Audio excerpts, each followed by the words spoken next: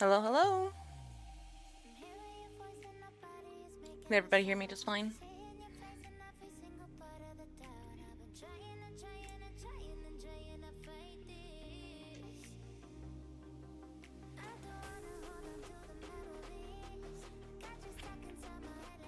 Perfect.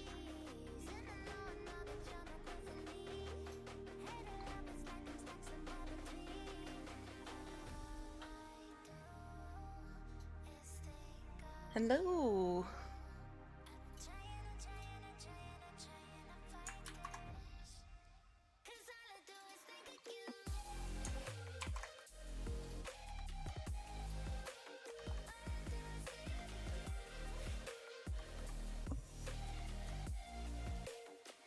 Oh no, I'm frozen.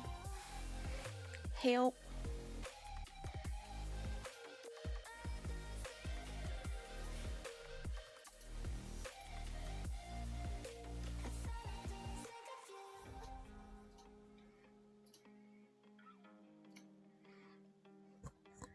Okay, I think we're okay now.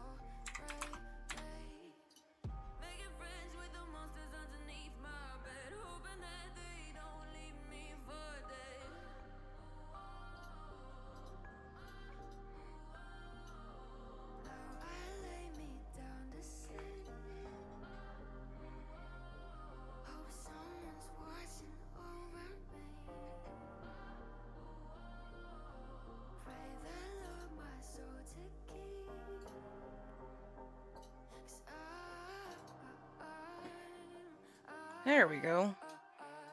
I'm not sure what happened.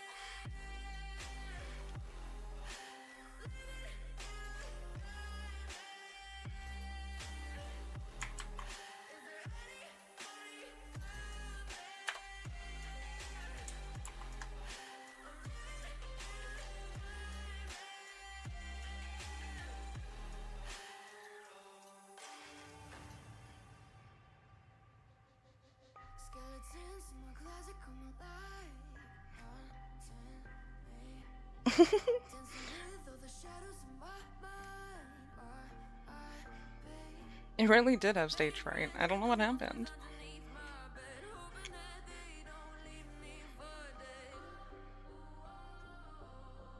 Aw! Thank you, Jester.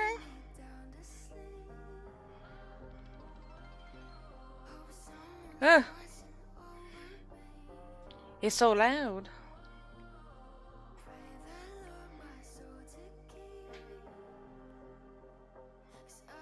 We reached a goal. Hell yeah.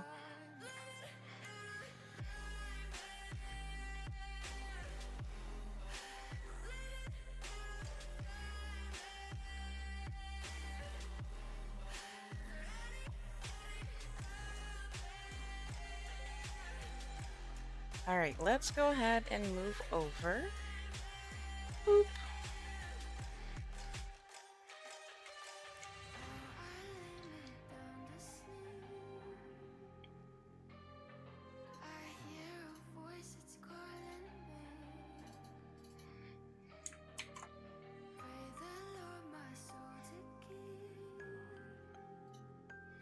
Are you able to see my screen?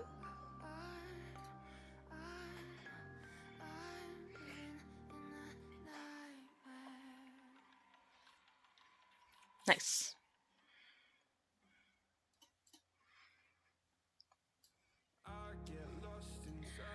Alrighty.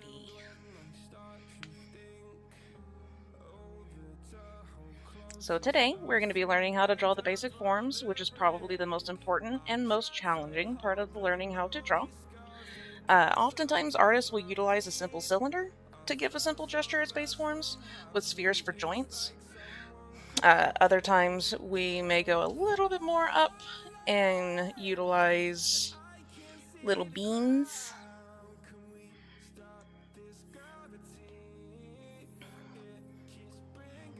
For instance, just a cylinder.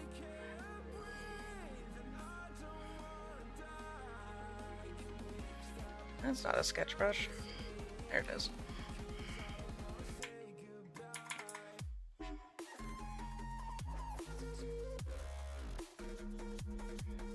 We may utilize these cylinders for the legs, or sometimes we may utilize what I had said earlier to give it more depth. These weird little beans.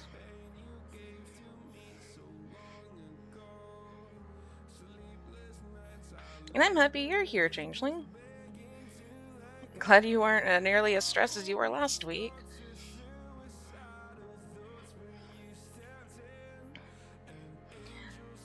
Alright, so we're basically going to eventually get to the point of where we're going to start adding those forms to the gestures we did both last week and newer gestures that I found. But first, we're going to start us off. We're going to first understand the parts of the human body as individual pieces before we place them all together.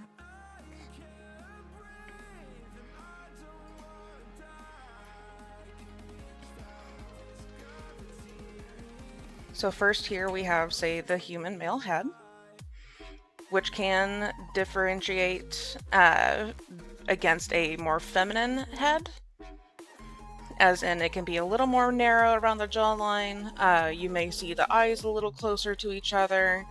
The nose may not be nearly as protruding. But right now, this one's going to start off as a masculine.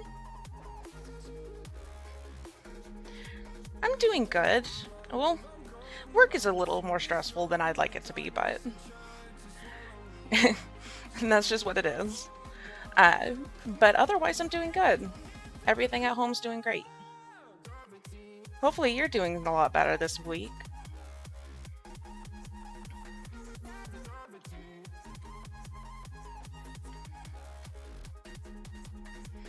Alrighty.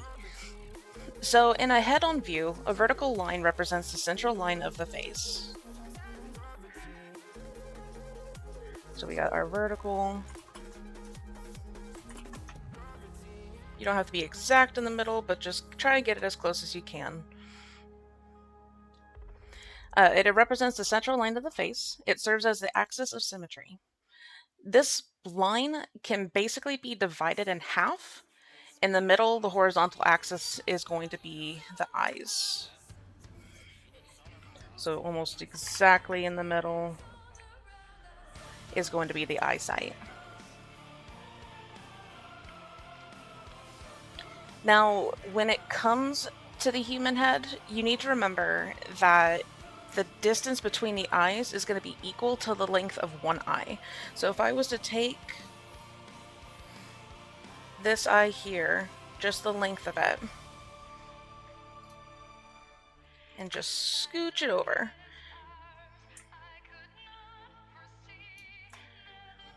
they're almost exactly one eye apart from each other most of the time, or as a standard.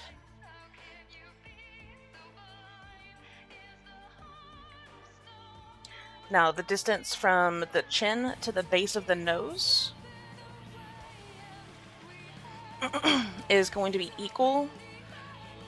Sorry. Equal to the distance from the base of the nose to the eyebrow line. So, distance from the chin to the base of the nose. Chin is going to be equal to the distance from the base of the nose to about the eyebrow line here. And then the same distance is going to be set for where the hairline normally starts.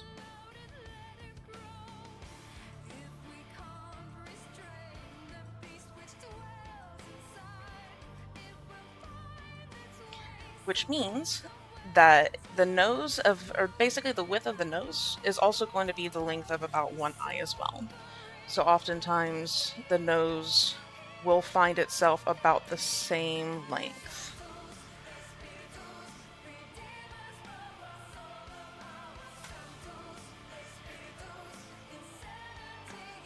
Now for the eye shape, literally the eye is just one big liquid-filled ball.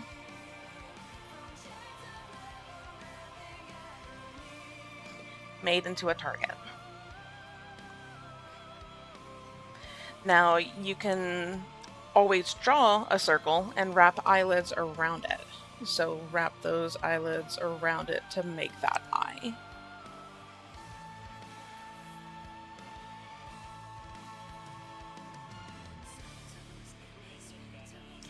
And then the ears are located between the line of the eyebrows, so about here, and the base of the nose.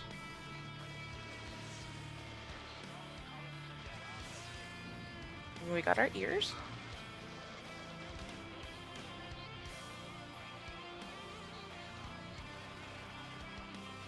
Yeah, it's actually a lot more. It helps with the process of getting faster at drawing the heads. And one thing that I was told by a professor of mine, as well as an old art director of mine, was that to best understand how a head is to be drawn without necessarily needing all of the basic steps as often is to draw around 100 heads. That's in different perspectives, different shapes of heads, and different studies of the head itself.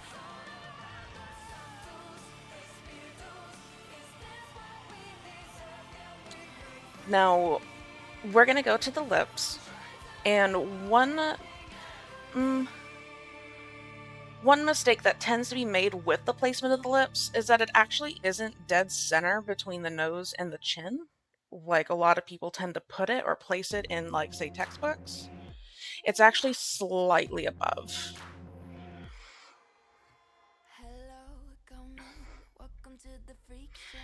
And then the contour of the upper lip is often called the Cupid's bow for its shape.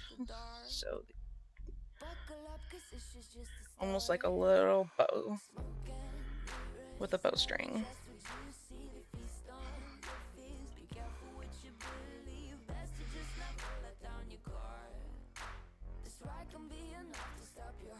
That's good.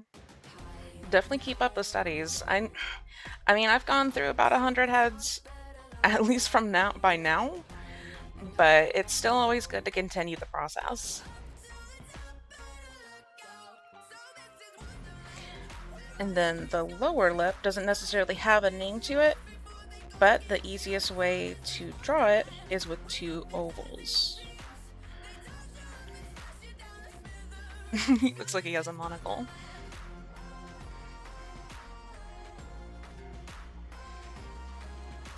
And then the neck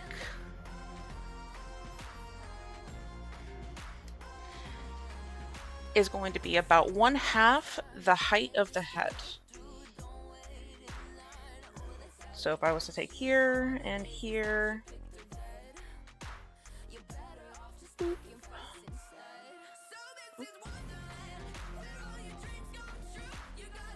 here we go. Almost exactly there.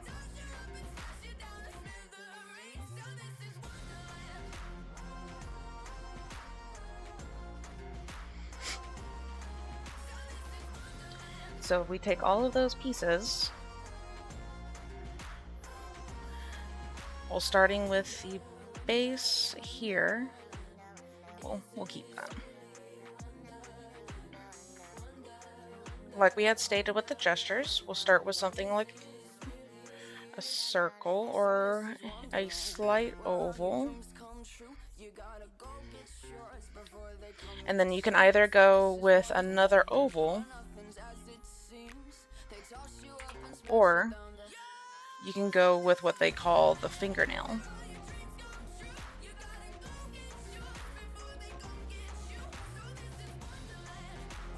Hey, Wolfie! How are you?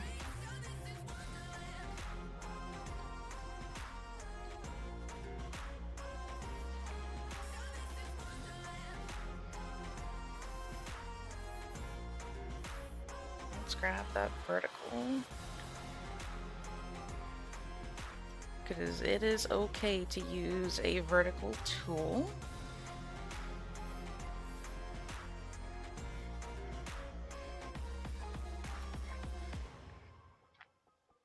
Oh no, I hope the headache goes away soon for you.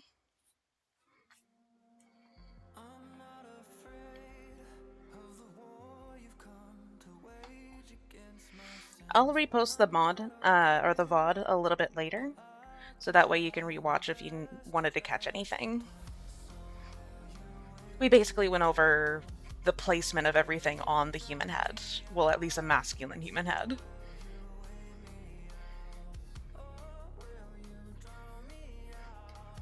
So if we were to take those same parts, always have your reference next to you where you can.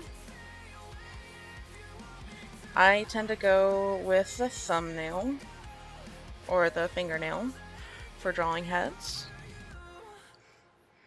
Yeah, of course. That way everybody can rewatch it if they need it. About halfway, we're gonna have the eye line. And always make sure to have your horizontal or your vertical line here for the middle. The eyes are going to be about one eye of each other apart. So if we were to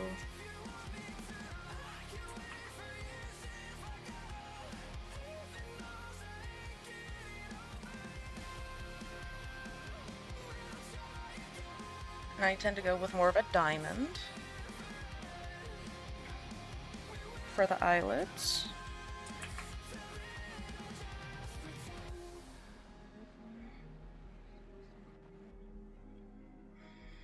They tend to be halfway to each other, or one length of each other, I should say.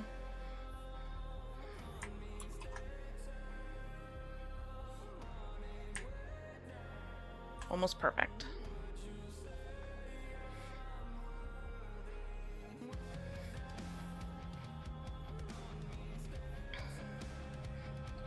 And then the nose, we aimed just about right where the circle edge was, which is about halfway between.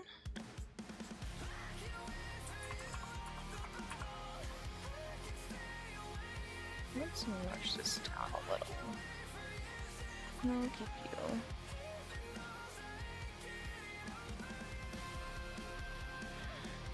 And then instead of it being directly in the middle for the lips, remember it's just a little bit above. And then the same distance between the base of the nose and the chin is going to be the eyebrow line. And then eyebrow line, base of nose is where the ears will be.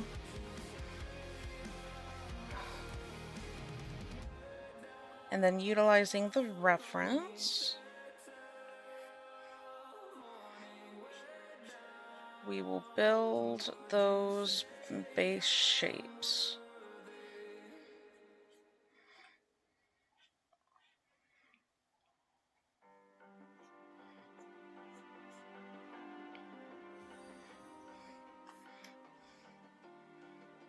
Oh! Hi! Welcome in, Raiders!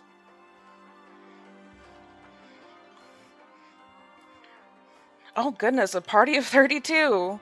Nice to meet you all. Today we're learning how to draw the basic forms of the human body, and we're doing them as individual pieces before we put them together in a gesture. Oh yes, welcome back from the ads if anybody's getting back from them.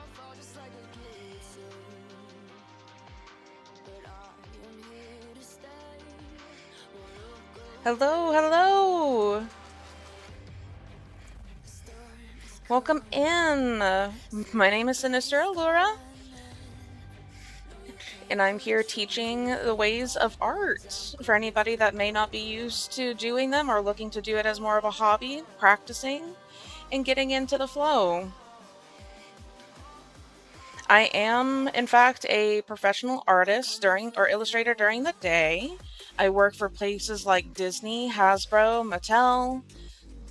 I've even done game art for like Assassin's Creed and Ubisoft. I've made the final pieces for Rumbleverse, we're the same makers of Fortnite.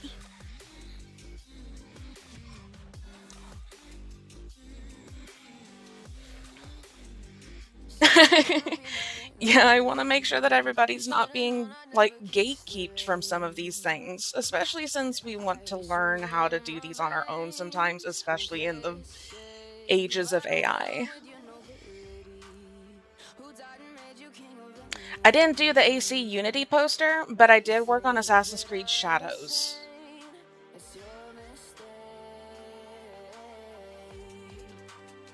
I did work on Star Wars too, though. Like, I worked for some of the VR aspects that they did with Beyond the Victory. I also worked on the VR experience that happened in Florida about 4 years back, where they were part of the journey, the Traveler's Journey stories.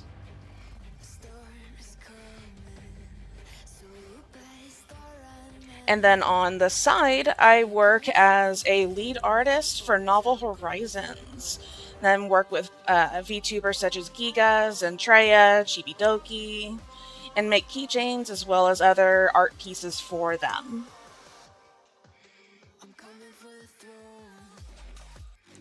Here, let's go ahead and open a couple of things that I have done.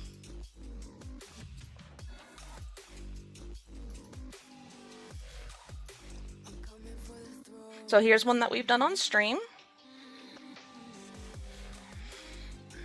Just to show some of my workflow and to show that I don't utilize anything AI related, as well as that way I can show that I don't utilize anything AI related, as well as utilize different references around me, and as well as different resources such as Pinterest. Thank you. You are so sweet. Thanks. Let me see if I can pull up Star Wars VR experience.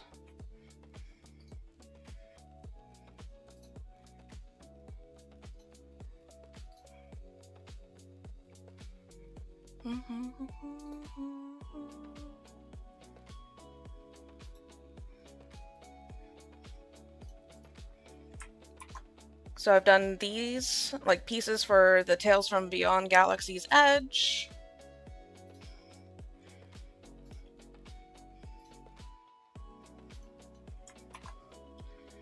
I've did multiple posters for them.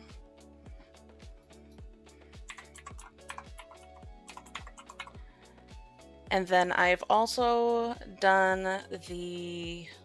It didn't last too long as a game service, but this is my art piece as well for Rumbleverse, utilizing 3D models that part of my team made through the pipeline.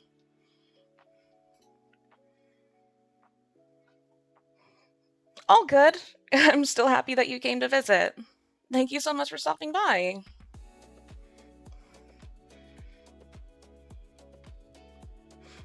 Thank you so much.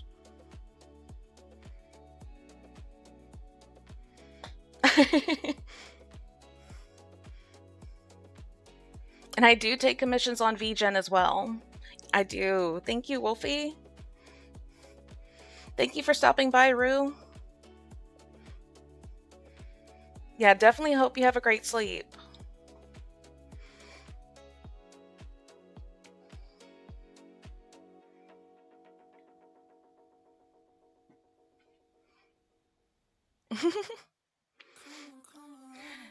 Yeah, right now I utilize a Cintiq that I saved up for, but I used to utilize just a small bamboo Wacom tablet. You can get those around $25 to $40 on Amazon if you ever save up for them. Yes, I have.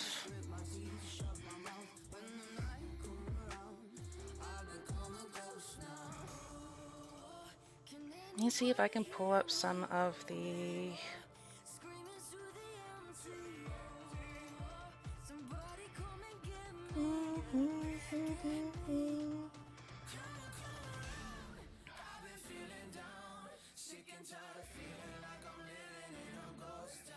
Bits, so many bits.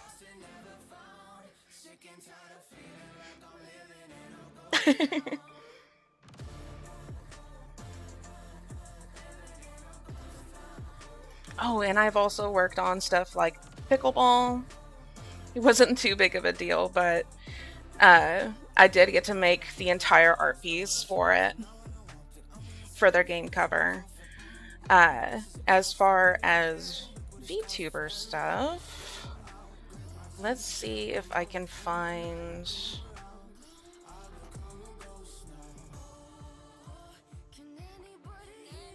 some of the stuff that I've done.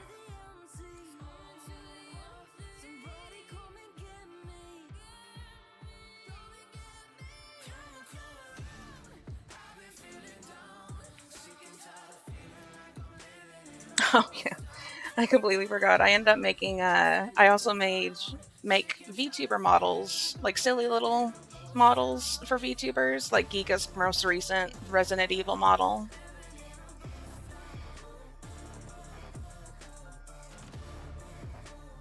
So that was really fun. And then I also did all of her storyboards for her Neo debut.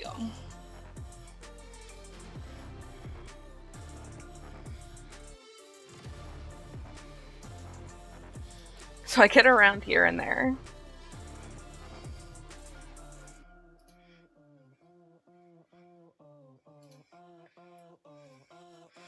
But thank you so much for coming in, Raiders. If you have to raid and run, or even if you just need to lurk or want to work alongside us, you are more than welcome to. I do have a Discord available for anybody to join in and do little homework pieces, or to get feedback on art pieces, or just to showcase some of their personal work. I'm very happy to see that stuff and just to see the creativity flow along. It is 18 plus, so please be aware that you do have to be 18 to join, because there is an 18 plus area. just in case.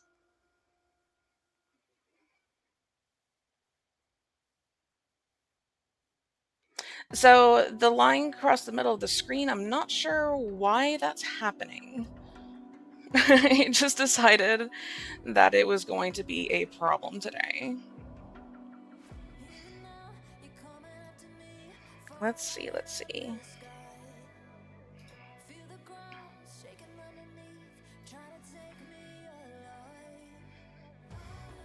see if I can fix that.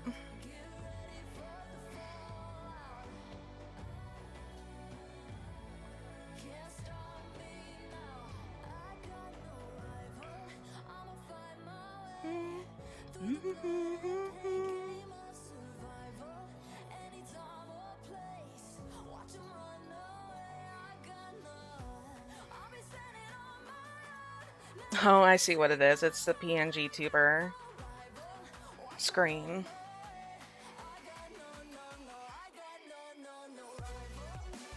How rude. There we go. All fixed.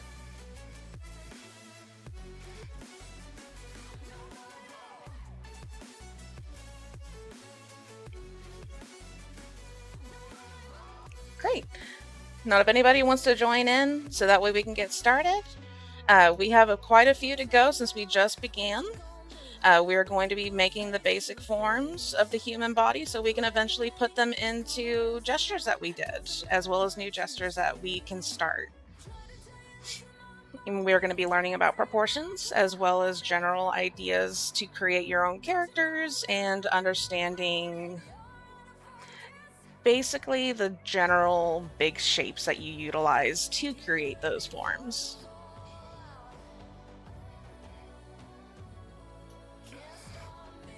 So stick around if you have time.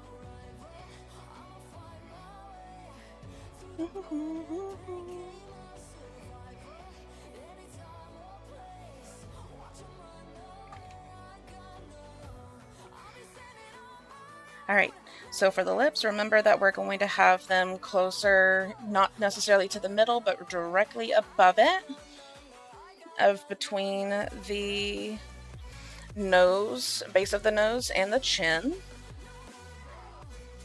Then we add the Cupid's bow. And then we can utilize 2 ovals for the bottom lip.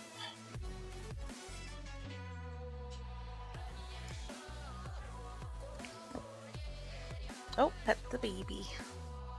Where is he?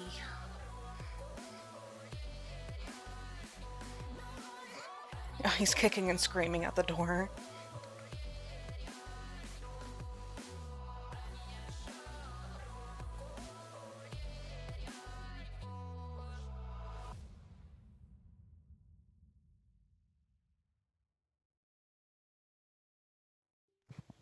Hi.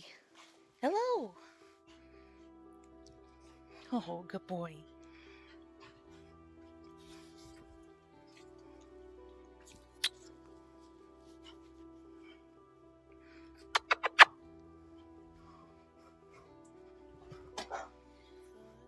Oh yeah, I should probably show my little baby.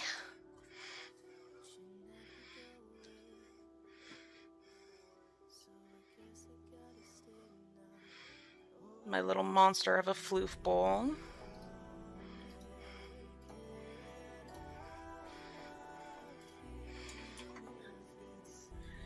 Here's my piranha. If he didn't have stubby legs, he probably would.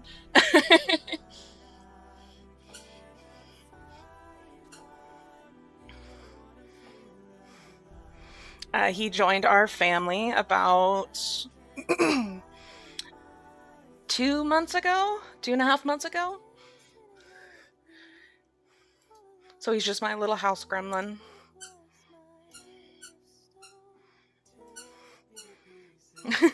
Paprana.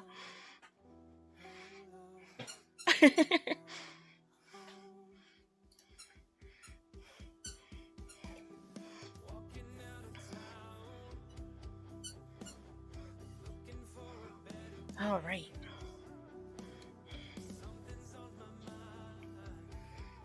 And then the ears.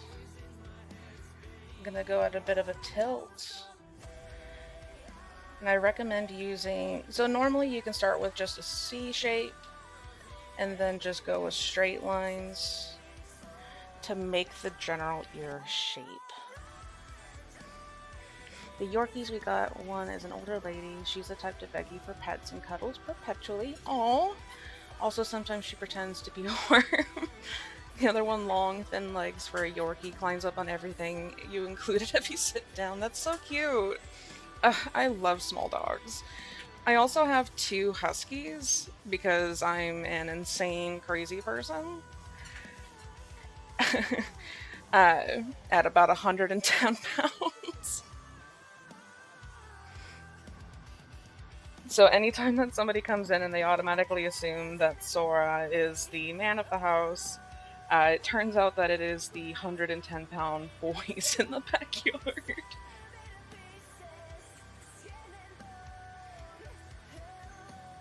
That's very fair, especially since some people tend to not train smaller dogs as often just because they underestimate them.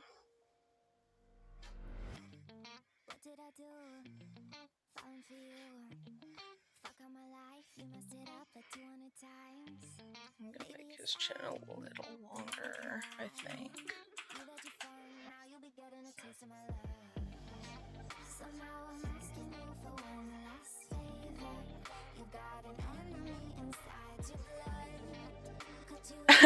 Mine does. The ear is his favorite place to try and dig, and I'm like, please stop. Add the earlobe areas.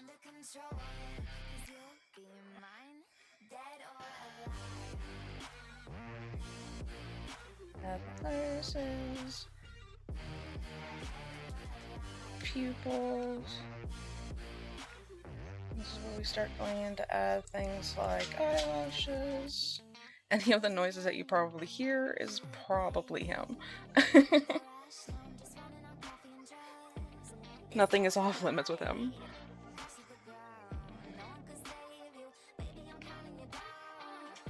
Oh my god, yes! Sora does the exact same thing! I'm like, please, I don't need a full ear clean. I clean it regularly, please!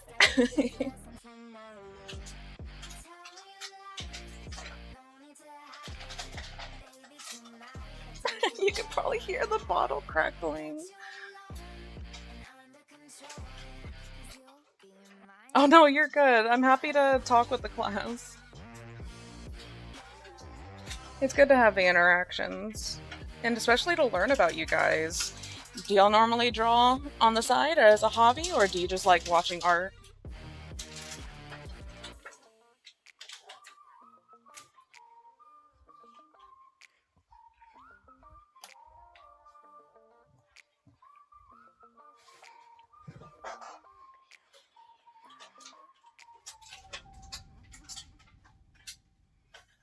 Oh man, why'd you stop? Even as just a hobby?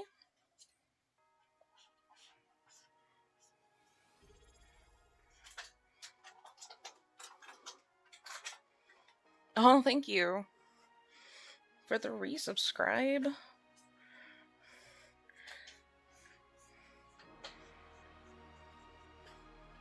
Now the eyebrows can be multiple different shapes. Nose, you can always follow just a block. Think of them as like block toys.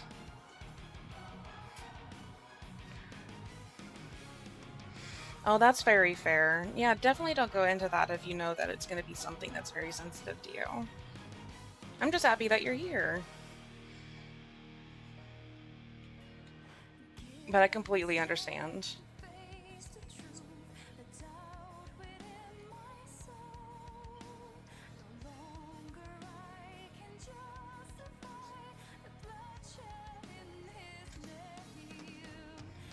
Welcome in, welcome in. That's where the hairline will be about.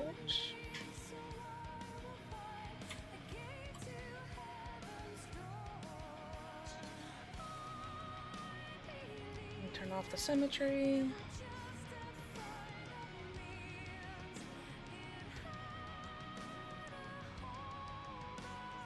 And it looks like his hair is curling this direction, so I'm going to assume that his start line, or where a lot of his hair tends to begin in the middle, or not necessarily in the middle, but from, or part from, is going to be about here. We just make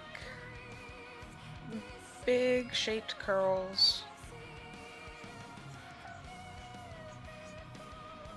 Now, of course, it doesn't necessarily have to be perfect. We're just trying to understand the general proportions of the face for practice.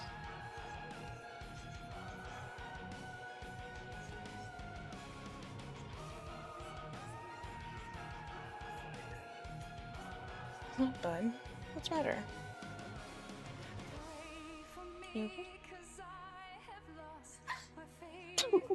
What? You have zoomies. Zoomies.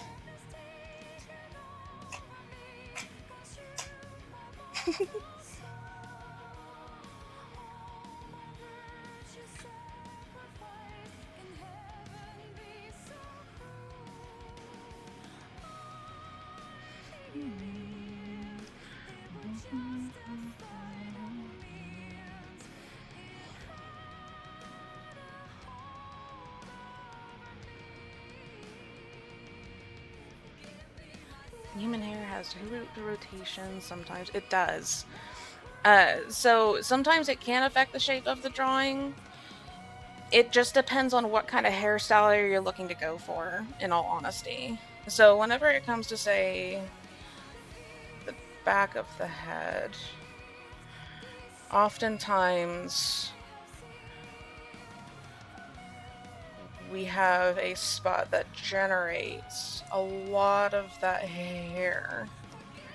And then occasionally you can also learn and train your hair to part in different directions or different areas, such as the middle. Me personally, I used to have my hair in the middle, and then I got it to originate for more of the right side of my head.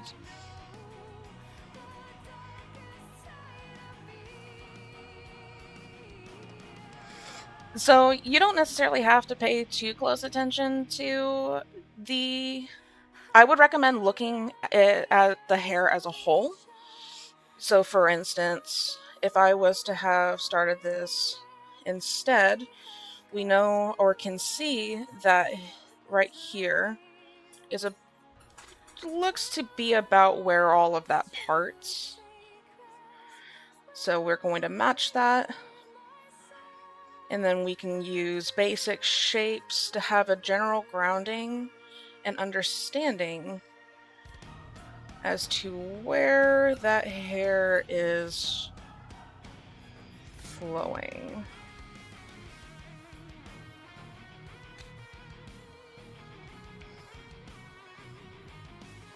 So we know a lot of that parting line for the roots is going to originate from here.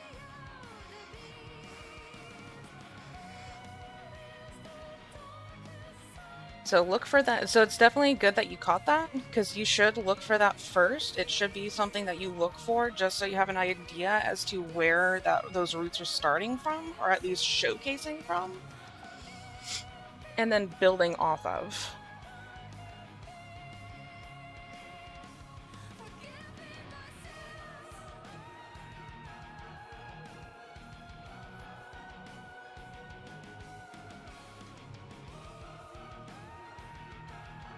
Right. Exactly.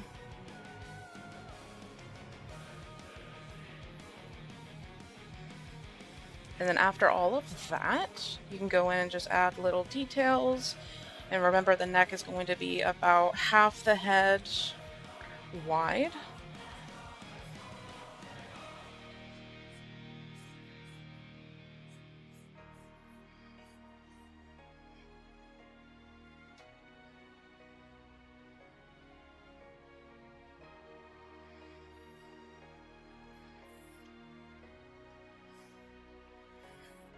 So if we were to take here and the top of the head, so about the eye line,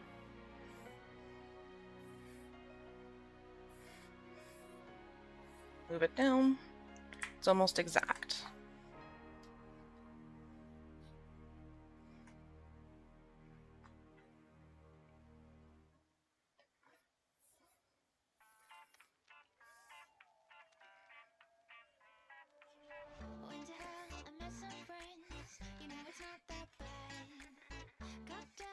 Yeah, of course. And that's going to be something that differentiates between having more of a feminine, like a feminine look to you, whether you're male, female, or non-binary,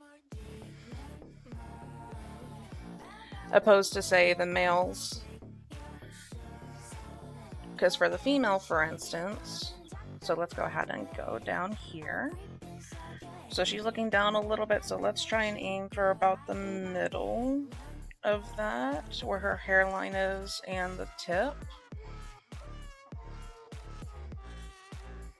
Yes.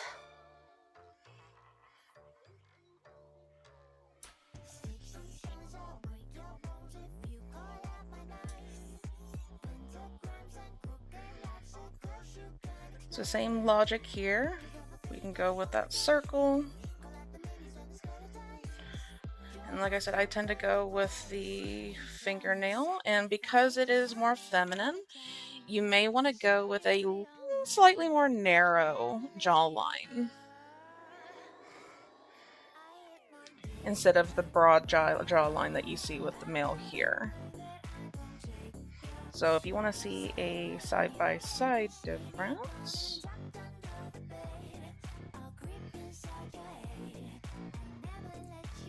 let's say this is a mask, and then for the female or the feminine, they usually are drawn with more narrow features. So they're just slightly different. Right, you just adapt as you need.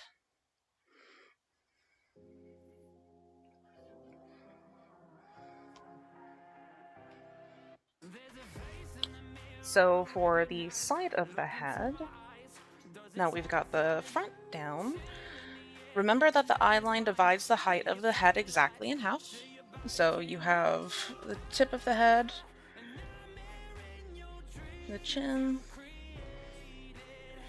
It's almost exactly in the middle.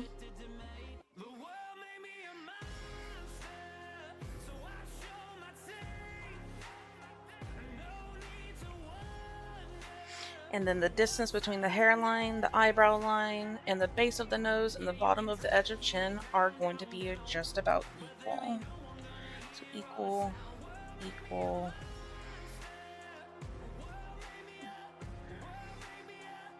Oh, his ears are a little smaller. But that's also good to add that curve in too. You wouldn't necessarily look at it like this. So you want to consider that curve. Because he is looking up just a little bit.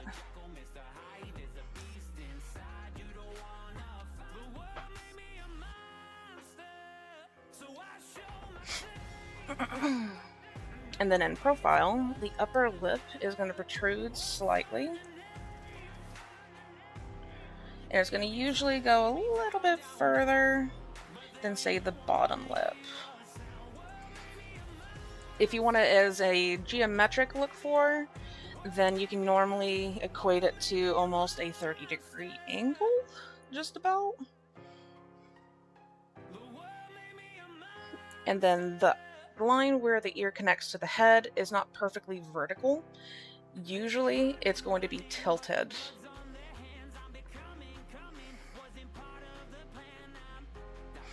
And then the upper edge of the ear lines are usually the same level as the eyebrow, while the lower edge is level with the base of the nose. So it's just about exact. So we have the edge or tip here, bottom here.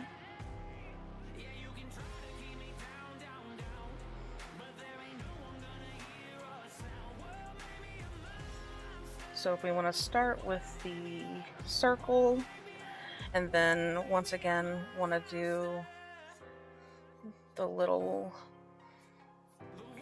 fingernail.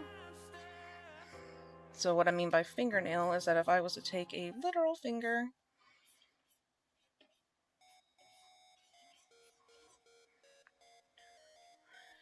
it almost look about the same, just with a little more edges and a little bit more thickness.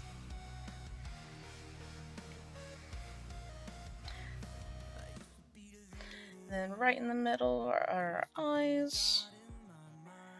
Then equal distance, nose, a little bit up, not directly in the middle, is lips. Then equal distance, eyebrows. And then the neck is just about the same distance between, say, it was on the front-facing view. It's going to be about half the head height.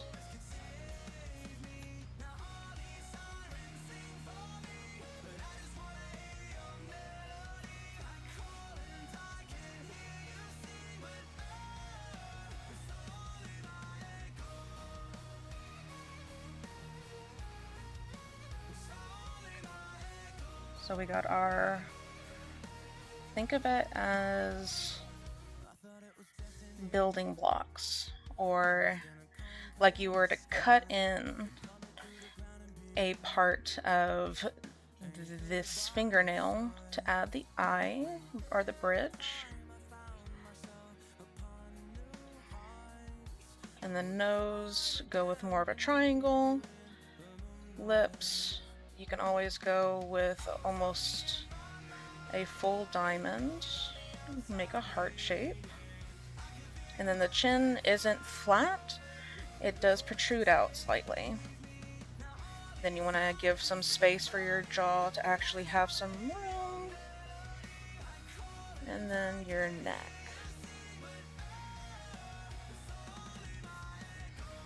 And then of course our ear is tilted here. So about base of nose. A little too low.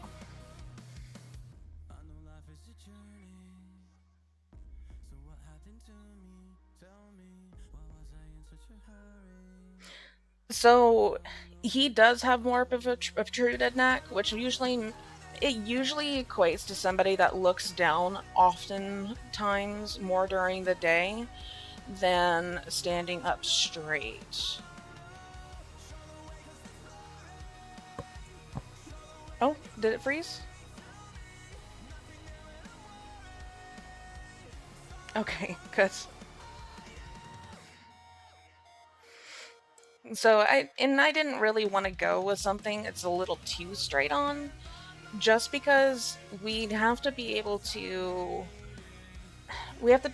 adapt to a lot of different structures of people's bodies, especially whenever they're older, because they're not going to follow the exact same standard as, say, a child's body would, where you do tend to find them a lot more straightened rather than crooked. Right.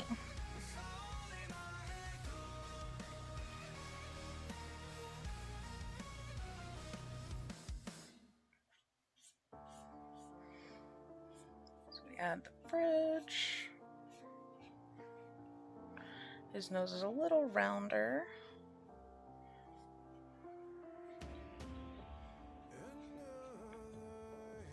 Remember, upper lip is going to be a little bit more protruded than the bottom.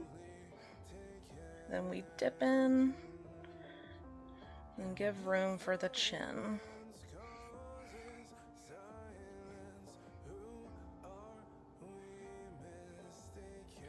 And no, that's perfectly understandable. I'm just happy that you're here, Riaz. You can always take your time on these. This shouldn't be a rush, especially if it's looking to just be practice.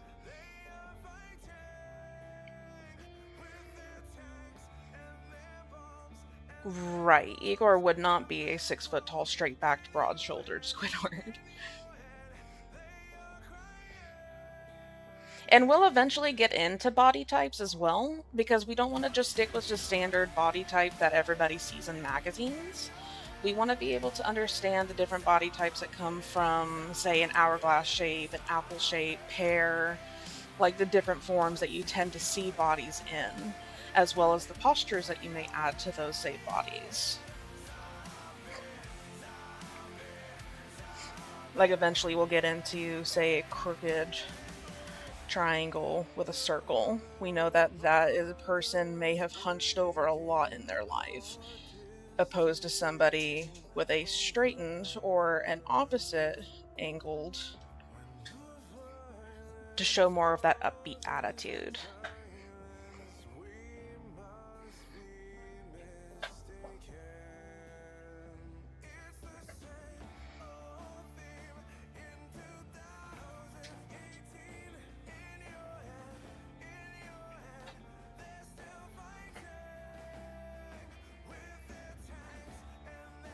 You are completely okay, Rios.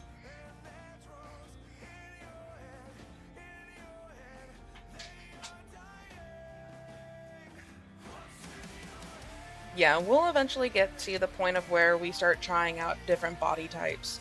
Right now, I'm basically just trying to help you understand standard areas. Adam's apple.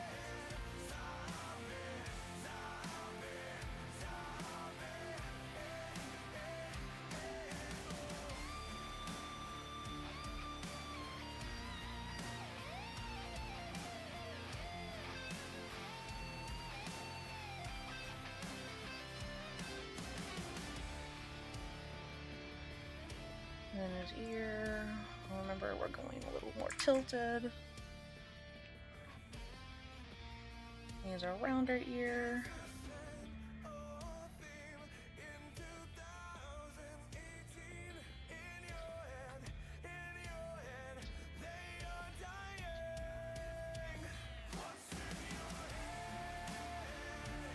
Yeah, hopefully you can get some good rest.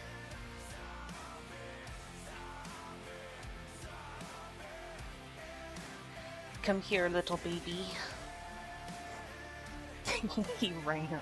He fucking booked it. Hmm?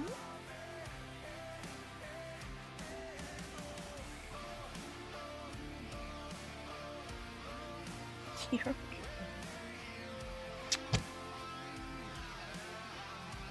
He's a good boy.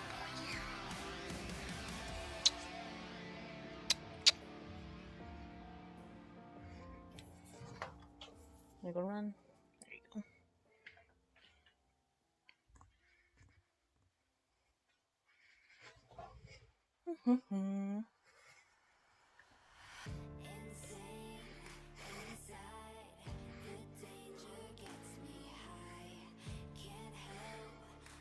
Alright.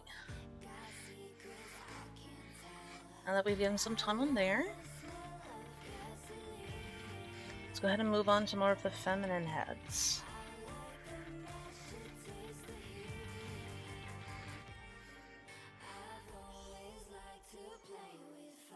So same thing applies, except for remember we're going to go with more of a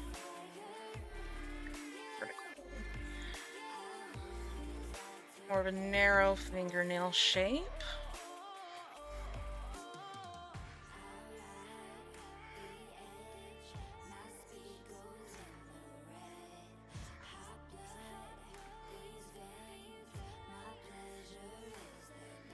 Almost exactly in the middle will be the eye line.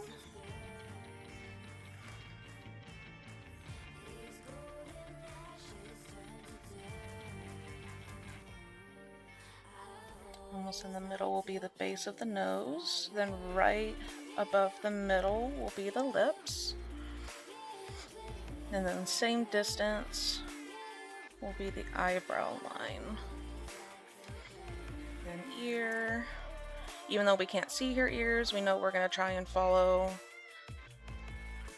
the same formula.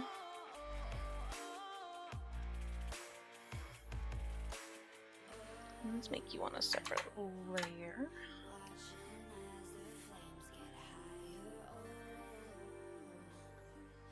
So we can lower you down a little. And it looks like her eyes are a little more narrow.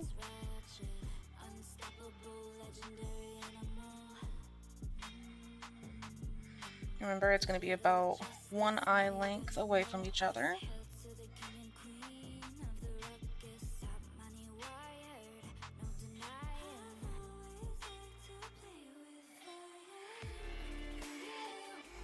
Yeah, they are definitely a little more tilted, aren't they? Let's try that one more time.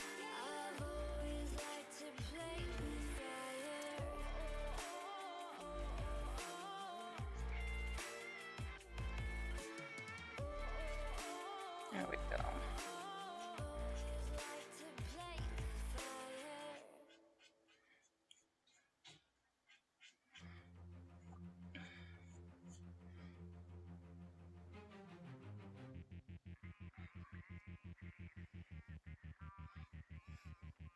Are you painting more minis?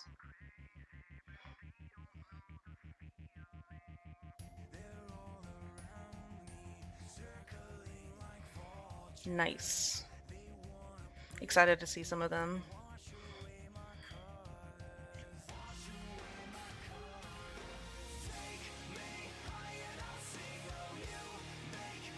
And we have our eyelid.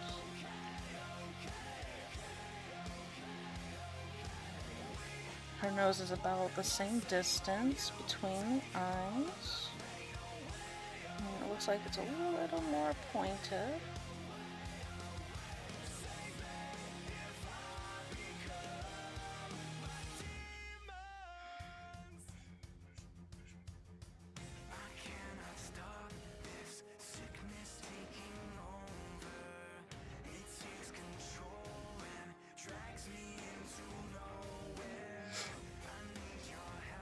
Ooh, cool.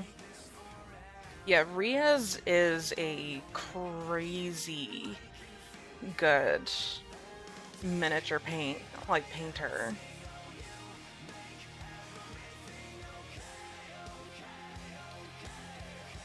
Another tip is that your lips are gonna be about right where your pupils are.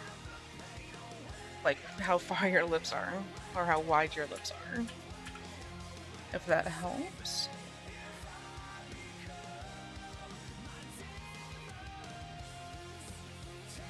Then we make our Cupid's bow. Hers look a little more pointed. Then if you want to make your two ovals.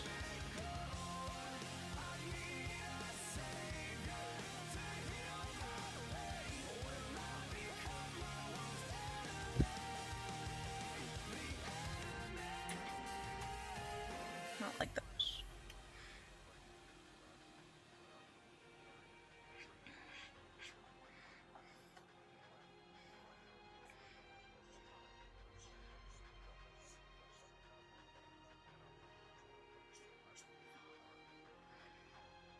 And then hairline is going to be about equal distance. So right about here. And we see that her hair is parted in a curl here. So symmetry off. We're going to follow that same curl up. Because remember, we went about halfway between to get the actual distance or height of the head, because she is tilted down slightly.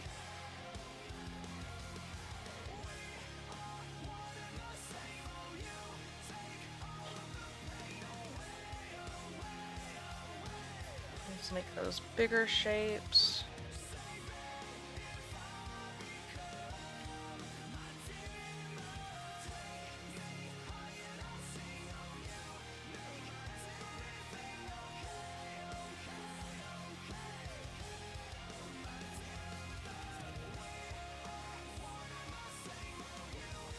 Hello! Welcome in! How are you?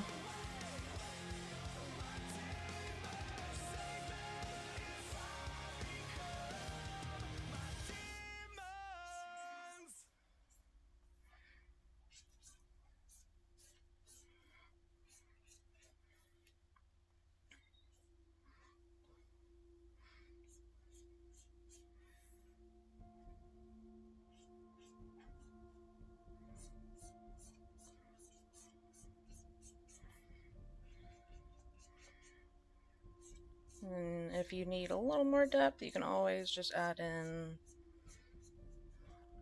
some lines to give it that shadow. And remember, the roots come out.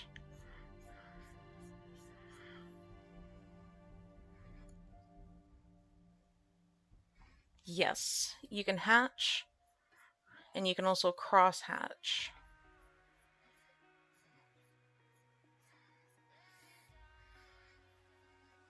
Normally, cross hatching you'll want to do when they're deeper shadows.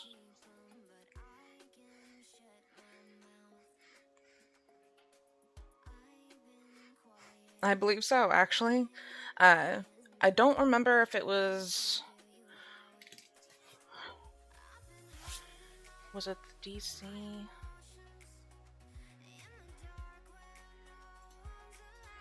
Here, let's do this.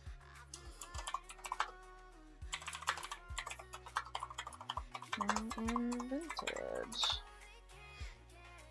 Because I am not a computer.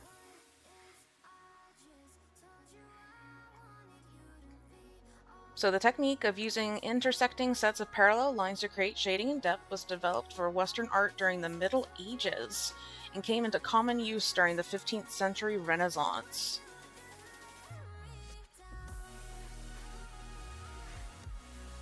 Some of them even appeared in early ancient prehistoric art. It was mainly utilized in the Western world, though. Correct.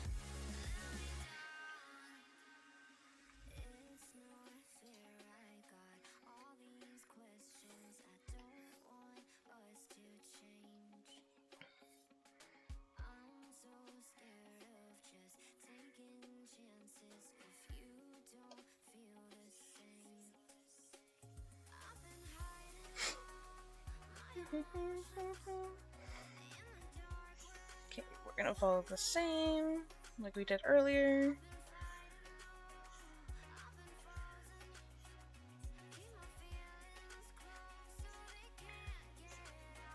Get those distances in, the tilt of the ear.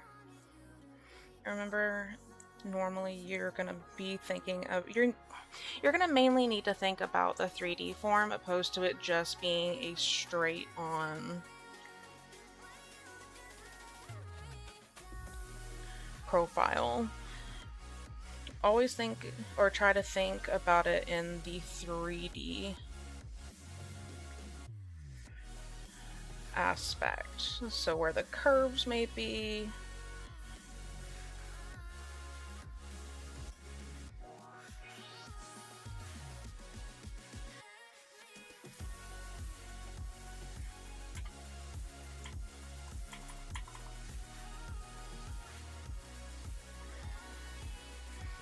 So the same thing applies. Circle.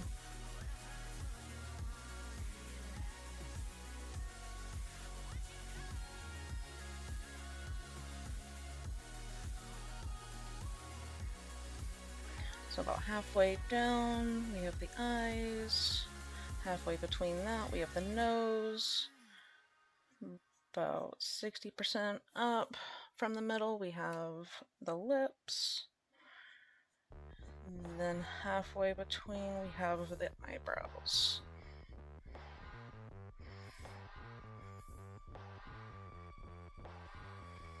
So we're going to go in.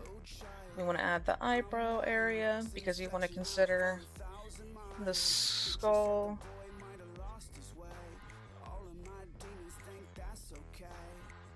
is going to have these ridges and bumps.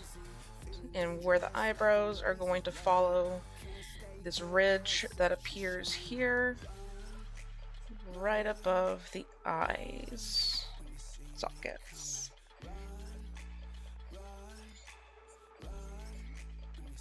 And she looks like she has a much less angular bridge. Her nose points up a little more.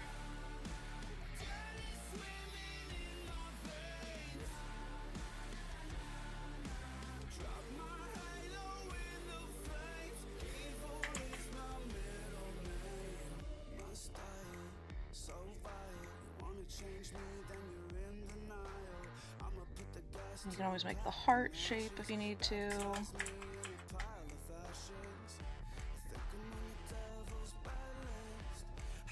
little crease for the chin.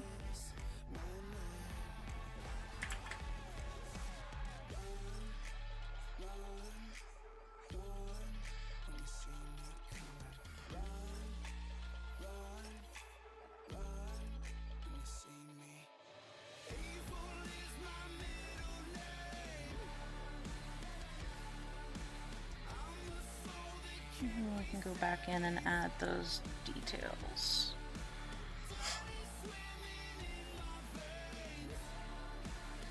And it looks like hers is more of a teardrop shaped ear.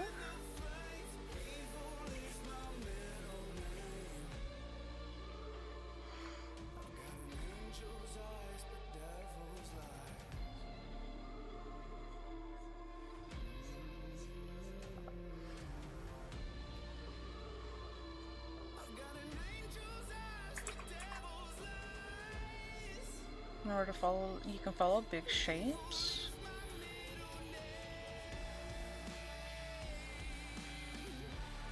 Follow where the main area of the hair is flowing.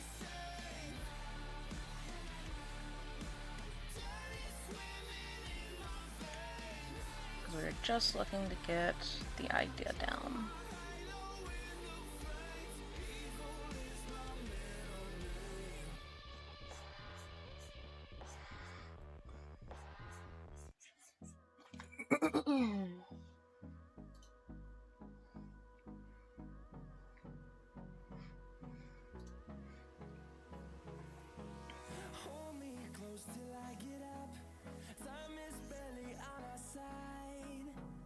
And just as a little notice, you may see that the feminine necks tend to be a little longer, just because their muscles here that connect their collarbone are a little smaller compared to the masculine. Oh, thank you for the hydrate.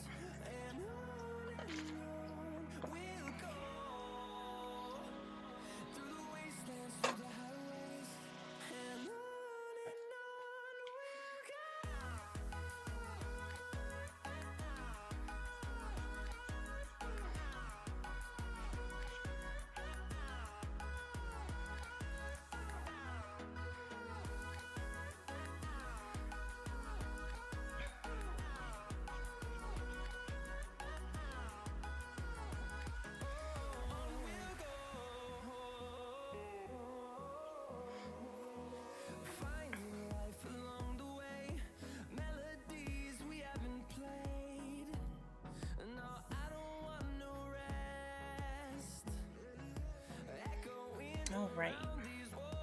Now to move on to the fun parts.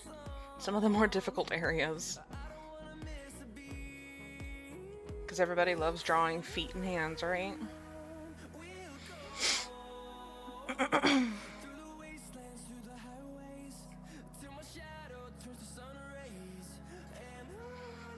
Now for the feet, I tend to go with breaking them down into, for gestures, I'll break them down into a triangle with another broken triangle.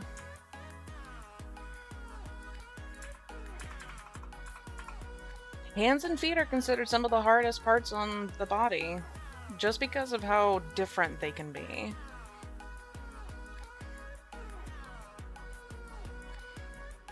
Now, how I tend to break them down is that I break them down into more building blocks.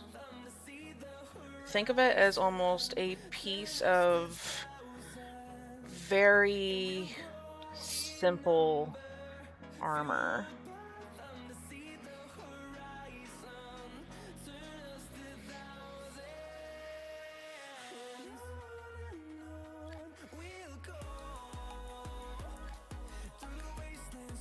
Yeah, exactly like this. Just to give it that look. You're just looking for that art, because a lot of standard feet have those arches. Well, we'll keep that.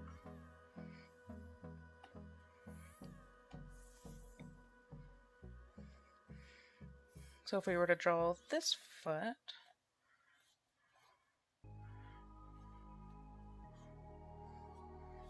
we start with the basic building block.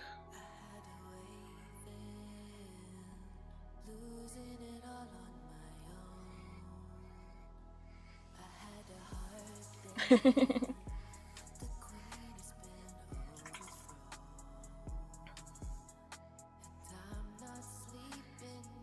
one's not as arched.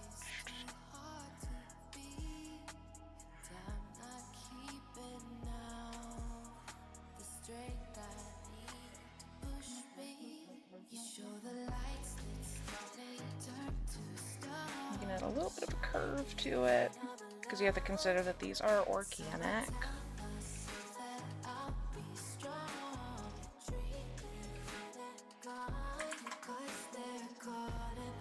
At our ankle.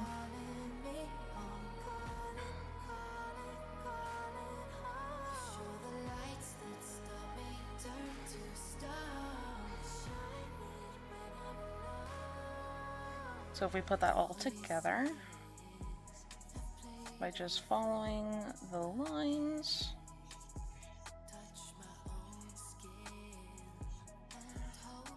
as if you were to add some skin to it. Now the toes you can consider little beans. So little beans. And just learn to basically put them cohesively next to each other.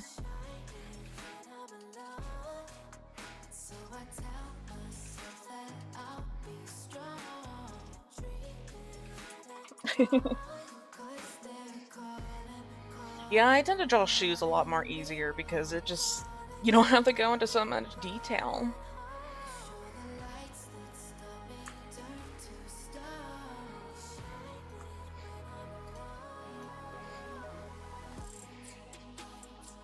So like cat toe beans. Well, I mean, you can think of cat toe beans.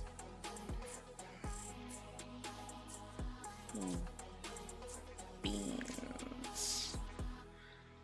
5 of them. On average.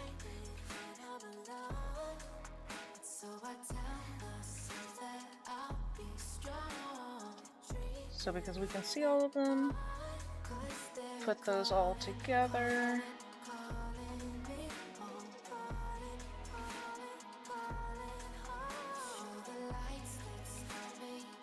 And then the big toe.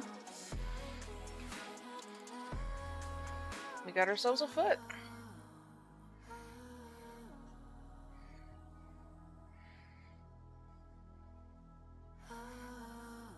And then not all the time are we going to see that arch, especially when somebody's a little more flat-footed. So we're going to break that down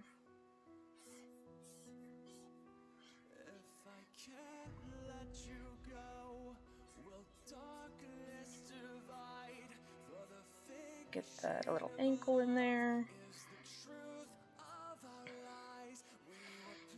So we still want to follow the same deal, except for if you want to make it more of a flat-footed person, you can make it a full block. Think of him as lacking a shoe heel. They don't have this part. They have more of the shortened, cobbled shoe. Right, it's more of a boot.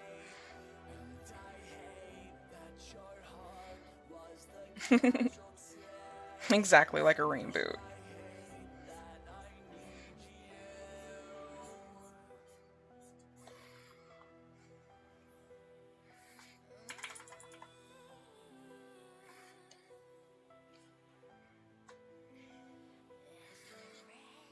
Okay, so I'm gonna kidnap that. Oop.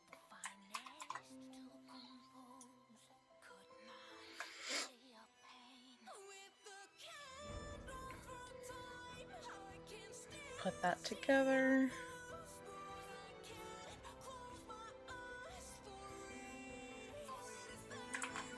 So we still have a little bit of a hump there. Think of those beans again.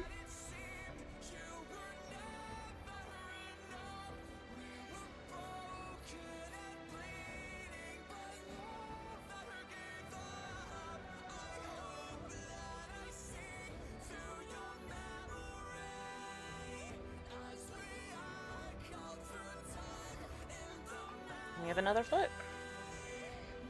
Them loafer pods.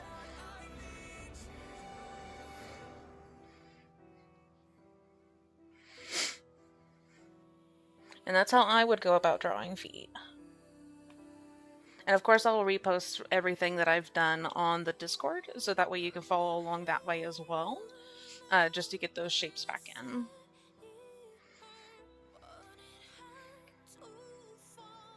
Yeah, I know. It's just to show that, like, this is where the cartoons are technically coming from.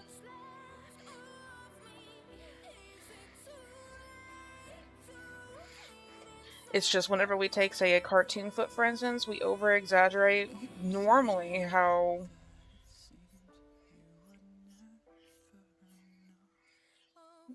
protruded those beans are. We tend to over-exaggerate some of those areas just to give them that cartoon look.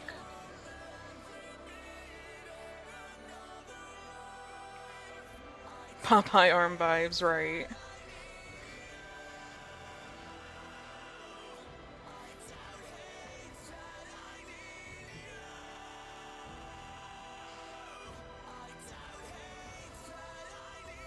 Alright, now for the most fun part of them all, the hand.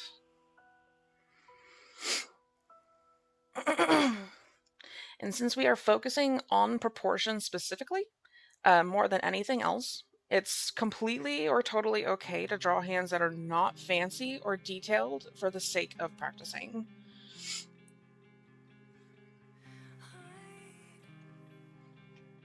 And a good way to look at them, if you want to break them down a little harder, is making a very simple glove shape. Now, if we want to go a little bit more into detail, especially if we're not doing just standard gestures,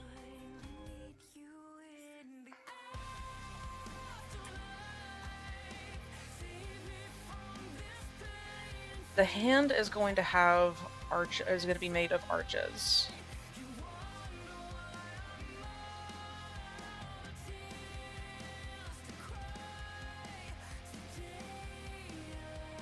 So we want to make sure that we continue to bring those arches into play. So here, let's do this.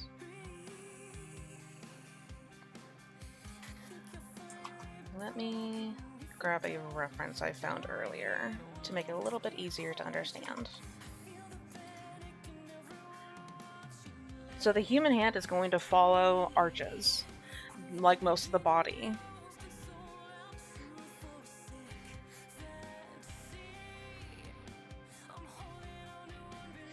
And we want to make sure that even our general shapes keep that same look and appearance.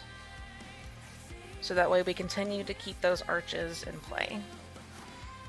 So a good shape to start out with, for instance, would be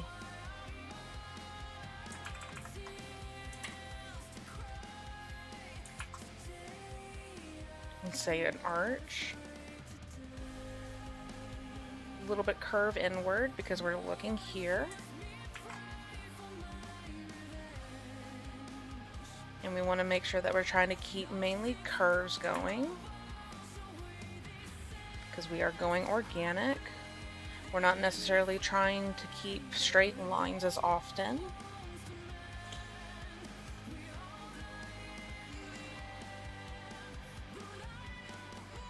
And then for finger length, oftentimes fingers are going to be just about the same distance between the size of the palm.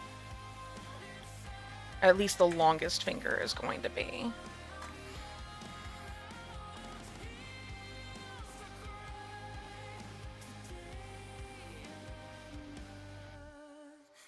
So we have our one, and you can make cylinders. You can start off with just making little cylinders.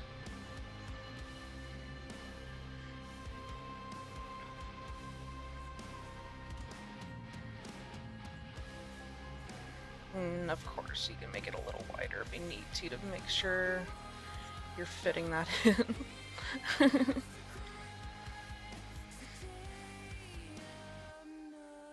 Think of it as like you're making a fingerless glove, and then continue to break those little fingers into pieces. So we have 3 areas. So 1, 2, 1, 2, 3.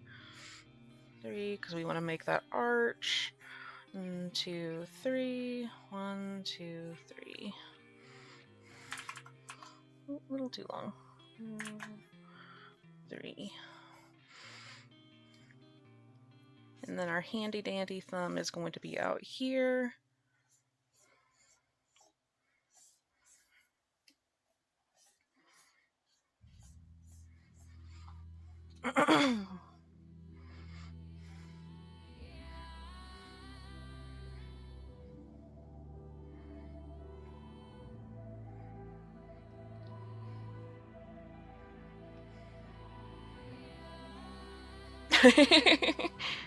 Our fingers make a palm according to that. So, but take your time on drawing these because you draw way better hands the more you break them down before you continue them on. Think of them as little cylinders or little sausages that are connected by another arch, a little hidden arch for our knuckles.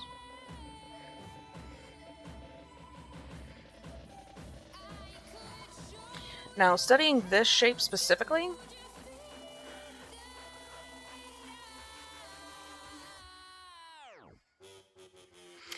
can help you draw the palm in almost any position, then adding the finger one by one afterwards. And one little tip, a way to make sure that the hand you drew isn't too large or too small, is by comparing it to the face of your figure, as the length of the hand can cover most of the face. So if we were to take a look at, say,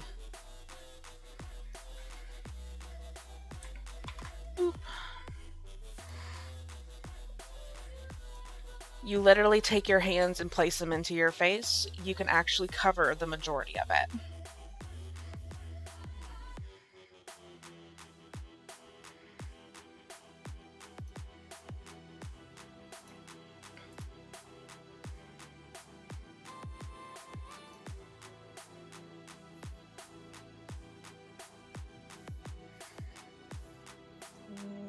those arches in there.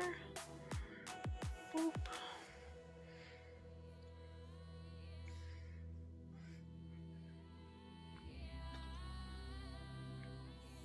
So let's try a different positioned hand.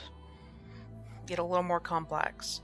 So if we were to take, remember, think about it in 3D shapes. So if we were to take this hand, arch, arch, and it's still following that arch. Abracadabra.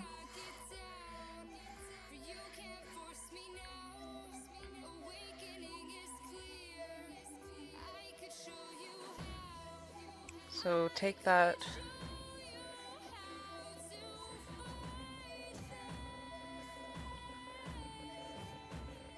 follow that arch.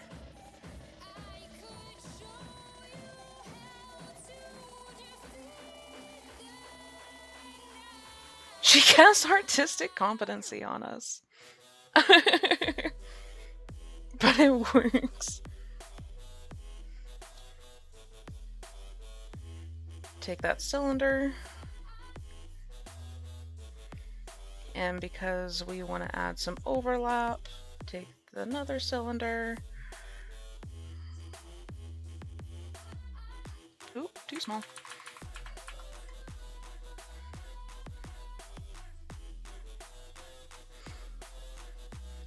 Remember little sausages.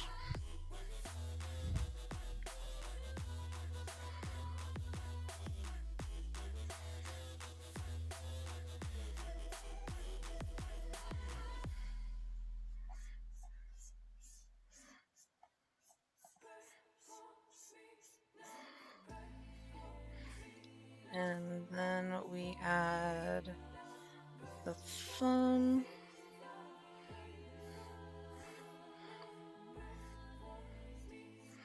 The thumb is going to be a lot more free-flowing, so just sitting here and practicing that little nub. Usually it follows this like blob-like shape.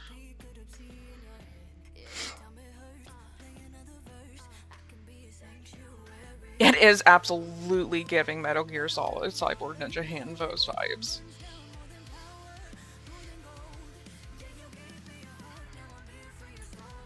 Did you hear that they may actually be remaking Metal Gear Solid Rising or Revengeance?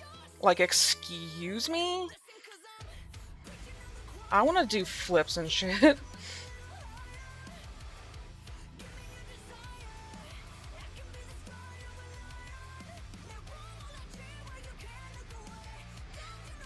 Bro, the Revengeance OST was ridiculously good.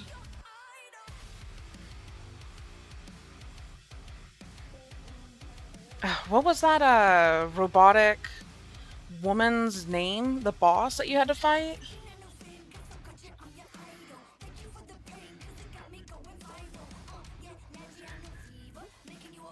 Metal Gear Solid Revengeance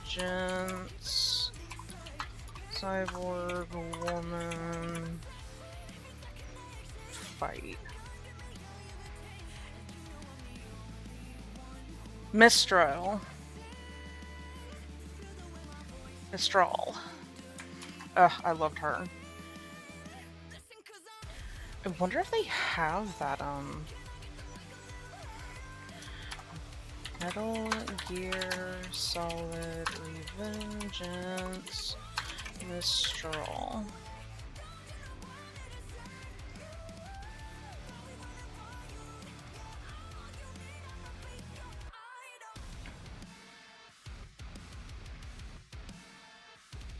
Okay, but where are you?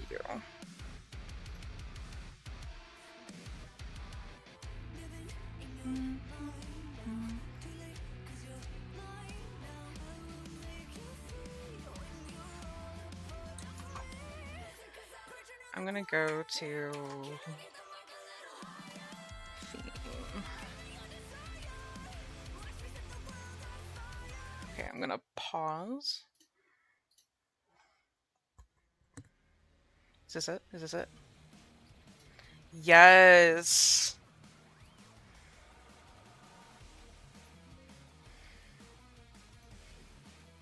Ugh.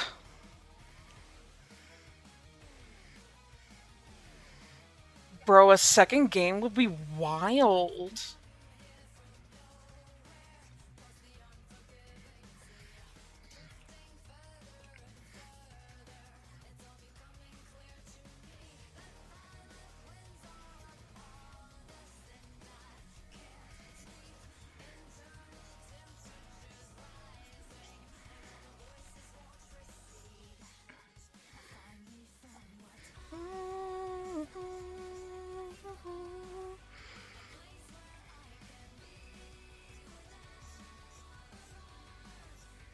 I'm a stranger and it's not an even stranger world. Ah, so good. The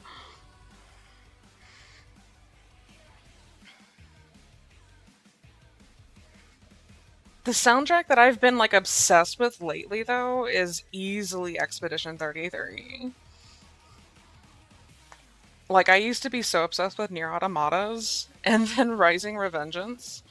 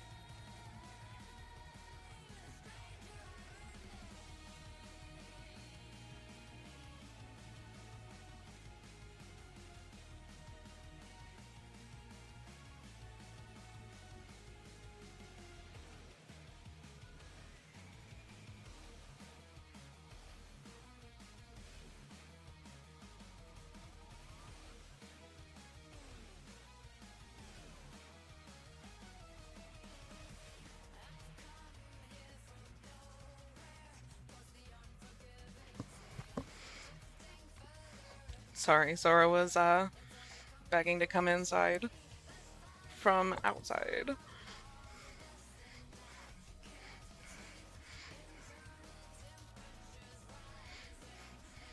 Okay.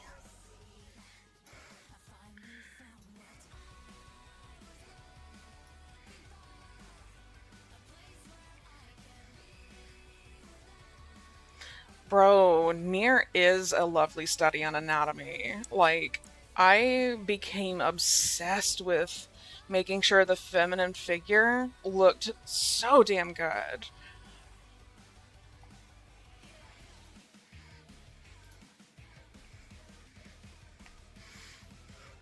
Alrighty. So let's take what we learned from last week. And I'm gonna go with more of the bean shape.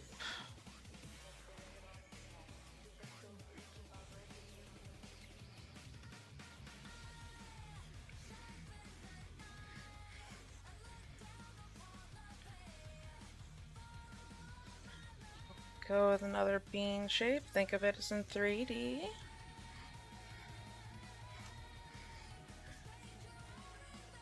It is absolutely a kidney bean. Look. If you can tell what the pelvis is with it, that's how it works. And then we're gonna have a little bit of a crunch.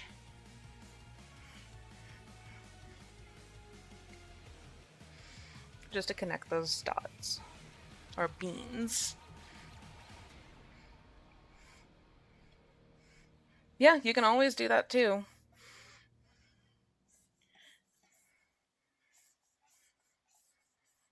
Since it's more feminine, we're gonna go a little bit more narrow.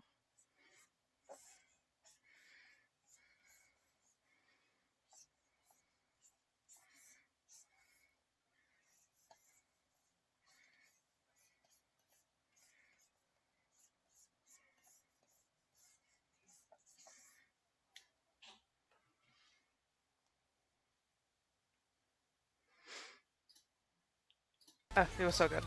Oh, Jesus. It's so loud in my ear.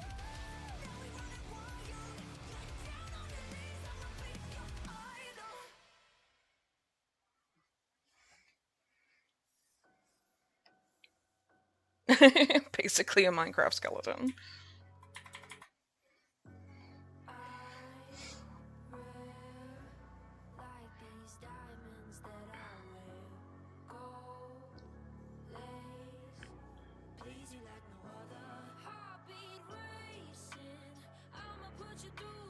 Get that little kidney bean in for the pelvis.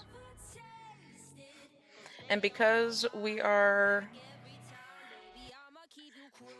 leaning into it, we want a little bit of a crunch. Or a little bit of a fold of the skin.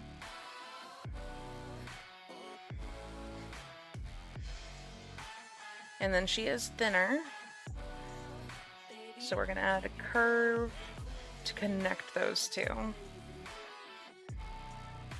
And because she is female or femme, think of these as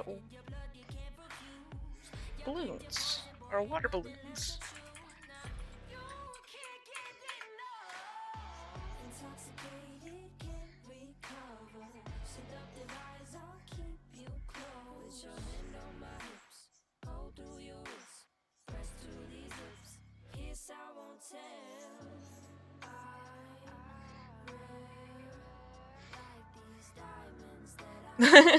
They're absolutely where the eyes are.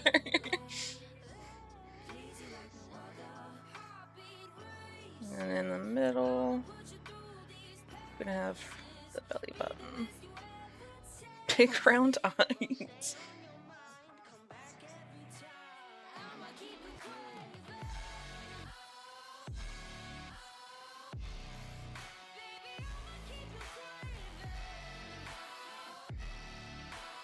And to simplify it even further, you can always go with the flower bag idea.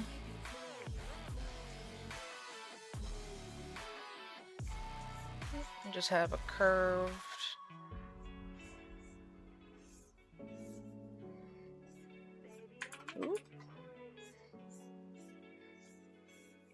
drooping flower bag.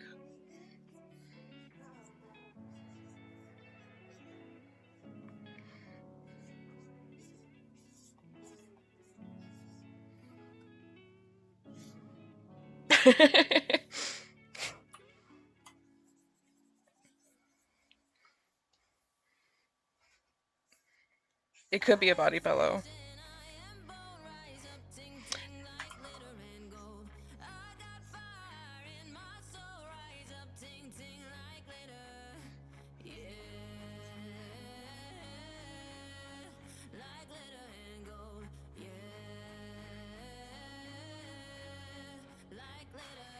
Here's my little shitpost drawing of the ideal feminine form.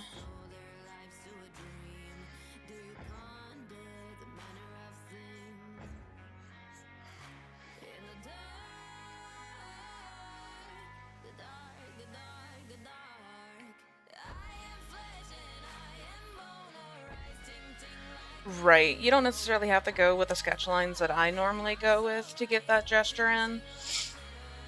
You can always do the flower bag method instead, because it'll make it one big larger shape that you can focus on, and you can actually get those twists and turns in.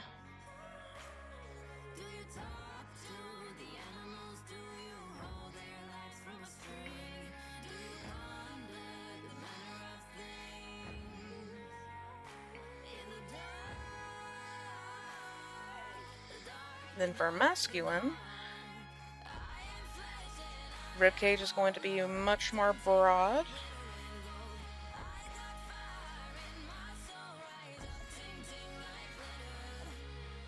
But the pelvis is going to be smaller.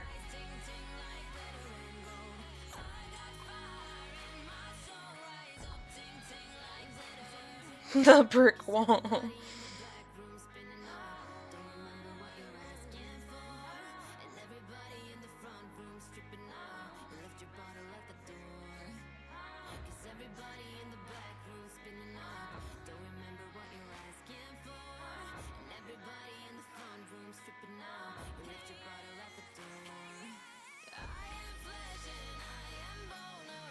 And we go in and add those connections.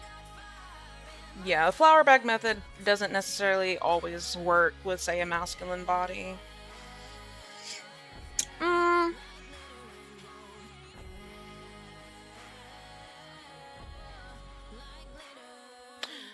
Sometimes whenever it comes to, say, the cartoon eras, for instance, we tend to go with more of a bean shape, like another bean shape.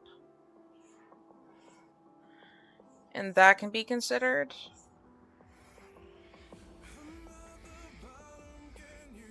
Yeah, or even a flower bag that has like a lot more of the weight at the top.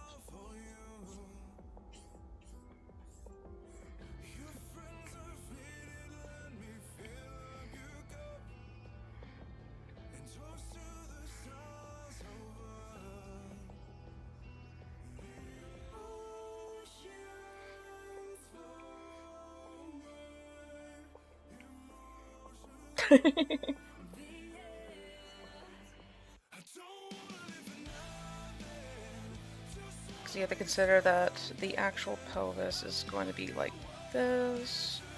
That's why he has those little handles here.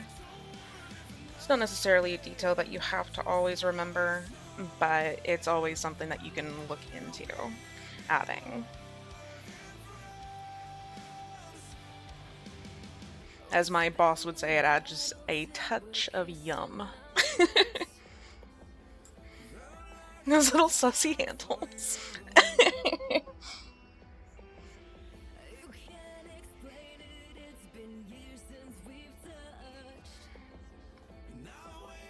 We had a client one time that they wanted, it was for some game of where the women came out from water, like they were formed from water. And so anytime that we would draw a female in more of a voluptuous look, they wanted them to be, they wanted the water to be sexy. All in all is that they wanted the water to be sexy. And they didn't really give us much to work on other than we want sexy water. So we thought, I guess we'll go more voluptuous? He wanted to thirst the literal way. Yes! Not even lying, though. They they came back with notes literally saying, can you make the water sexier?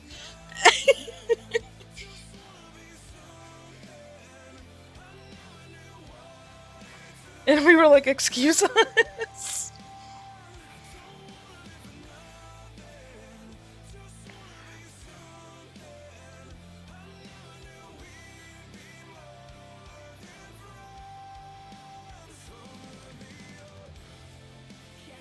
Let me get those Jesus muscles in. We'll break down the arm into simple muscle shapes.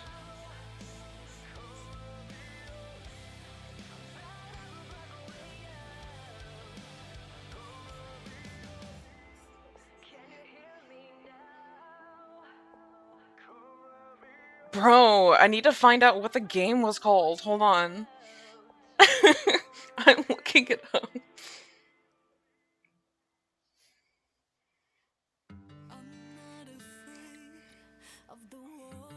Game about sexy water women. I should probably put this on incognito.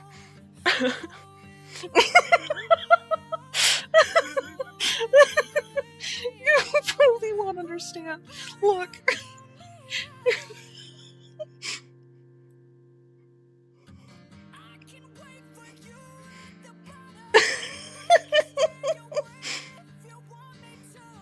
Nintendo, no! Not hentai!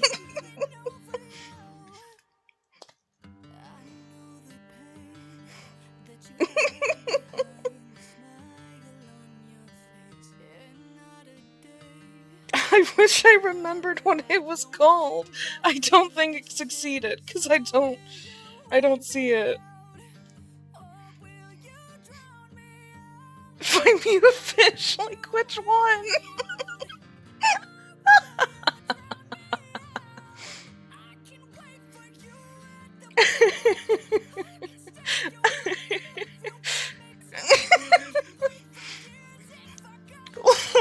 Look, I had to throw a shot in the dark. I had to see if it would work.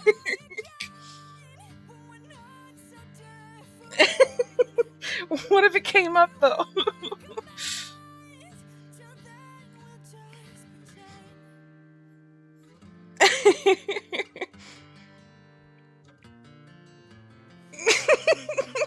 Google.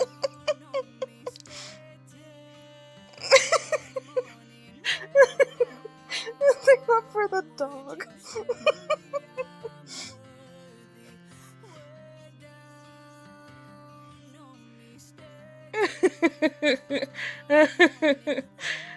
Oh no. My FBI agent's looking at me funny.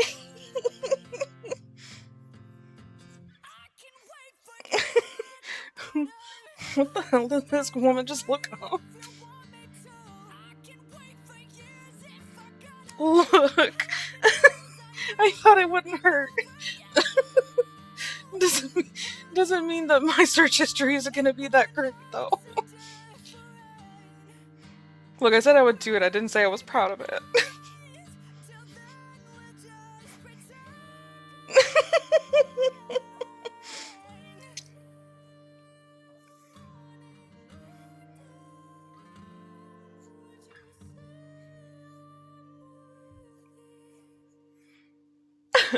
I need more water. I need a vacation. Disease.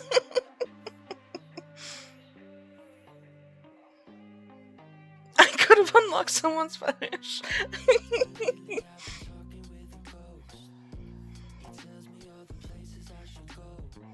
Hey, some people can be into that. We don't kink shame here.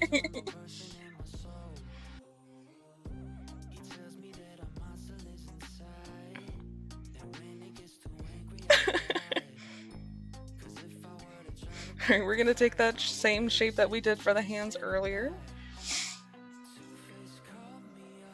Take those little cylinders. Remember, the thumb is always just this individual blob. Little sausage fingers.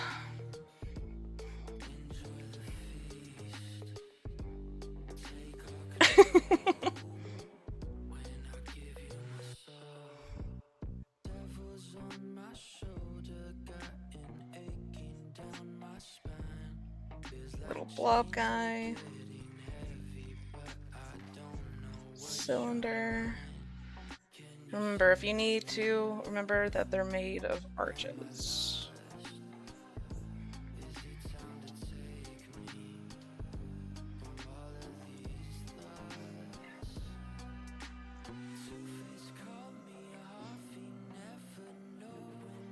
It wasn't.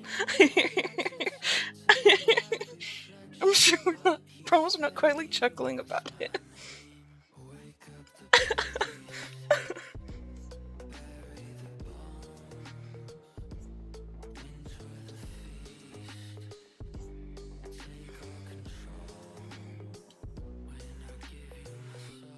Another way for the arms would be if you were to do, instead of just straightened, blocky cylinders, you can give them just a little bit of volume, like they're little chubby cylinders.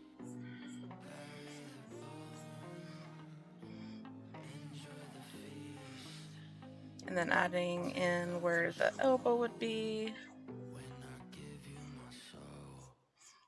Another chubby cylinder. Maybe it looks like one of those old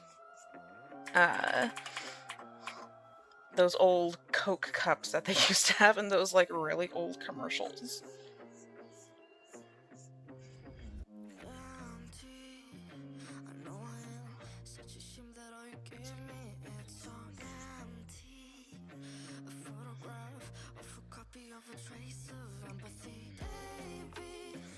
I couldn't finish this one out. And taper it off a little bit.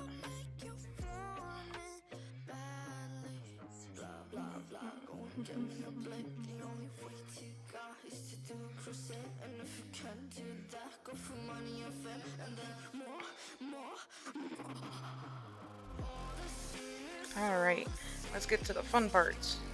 The legs.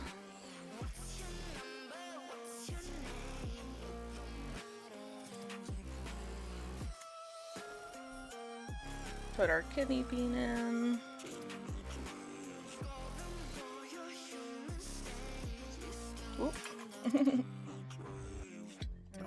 Because it is just about symmetrical.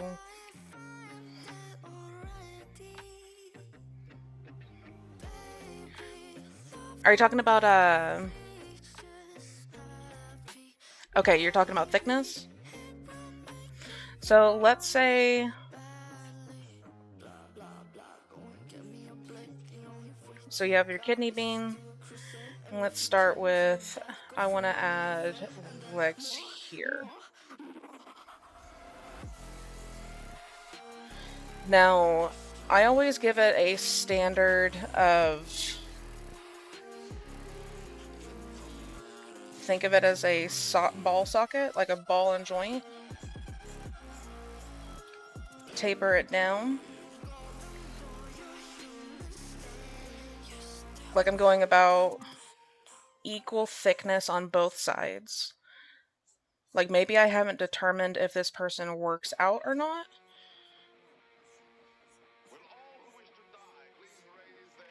Taper it again. And then if I want to go even thicker, to make sure that they show that they do show up for leg day, I would go even further out.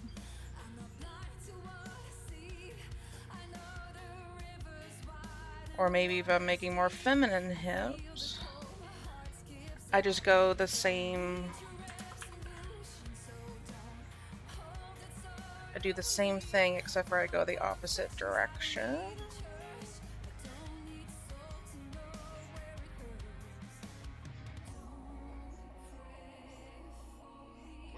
Like maybe I'm making a thicker person, or maybe I'm just making somebody with muscle mass. And just make that same equal distance. So we have that skinny person, and maybe we have some more meat on them. So you just take those exact same cylinders and widen them out a little bit more.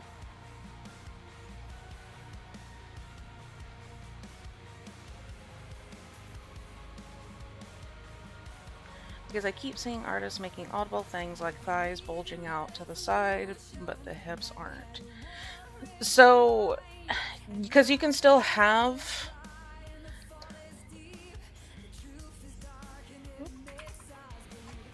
Let's turn off the symmetry.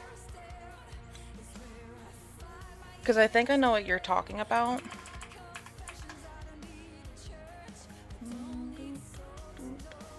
Come here. Are you talking about...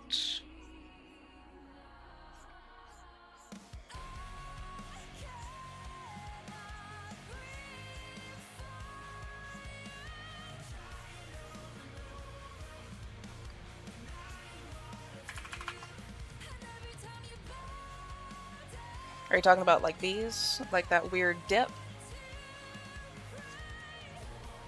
Yeah, that would be a very odd distribution of tissue and fat material.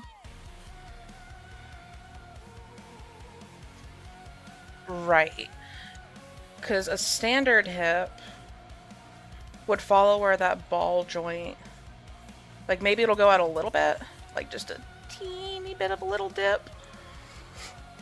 Because you still have to consider that it's going inward for that ball joint there. But it's not going to go far out. Right, an exaggerated hip dip.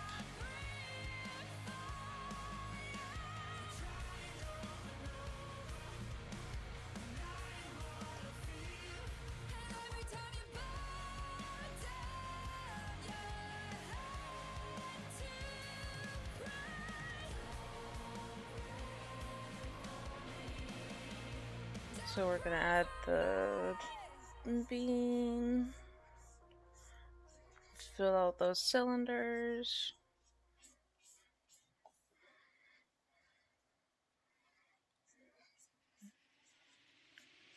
The knee would be almost like a bicycle knee pad with a connector. And then you do want to consider that the legs and muscles go inward like that. Oh no, you have to pet the kitty.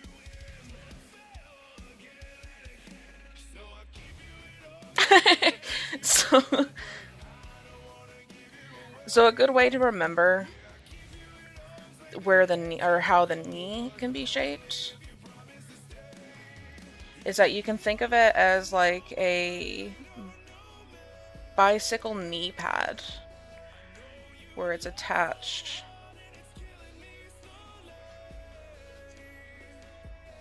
You know those beef patties that come free with your bike?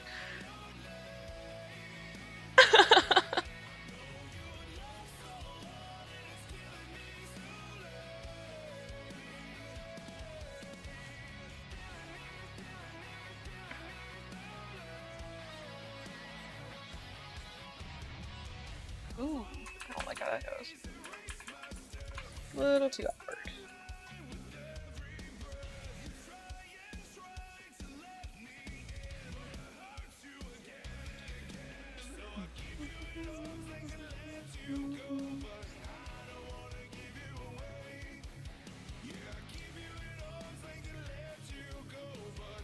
Like I said, you want to go make sure that you get those inward looked, because we do follow those ankles. And because the feet is facing towards us,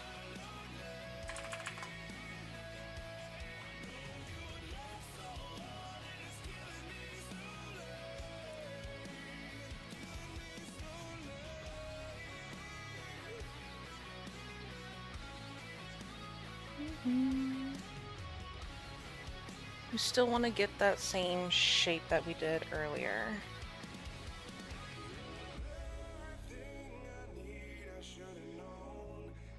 Those exist.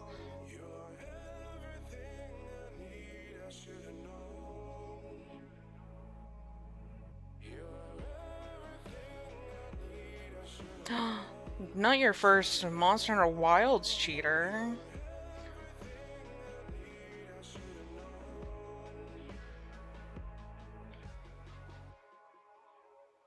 They were using a bow with no decos and they got to GOG in 57 hours. Oh my god.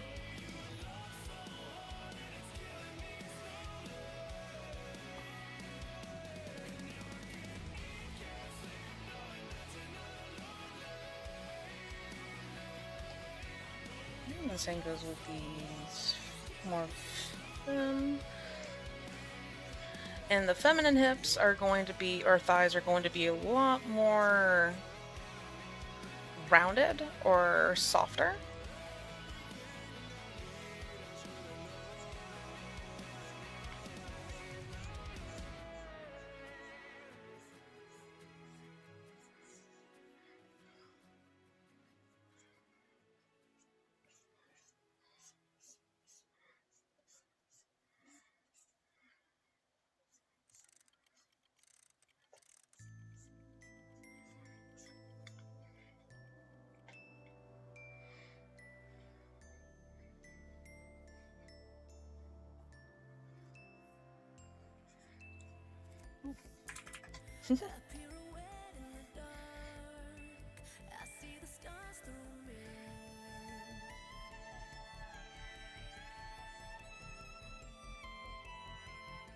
Thoroughly mangled or covered in fur. It could be both.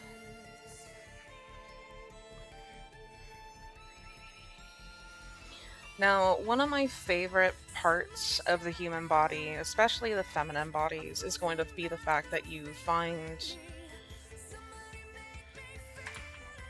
almost a bow shape.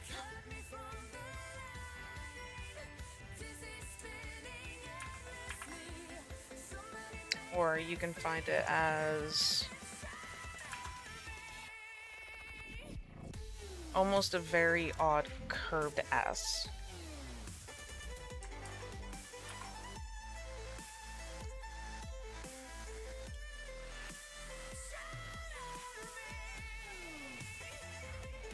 It definitely exists in men. Or don't get me wrong on that. It's just it's more prominent in it's more prominent in non-toned and toned females.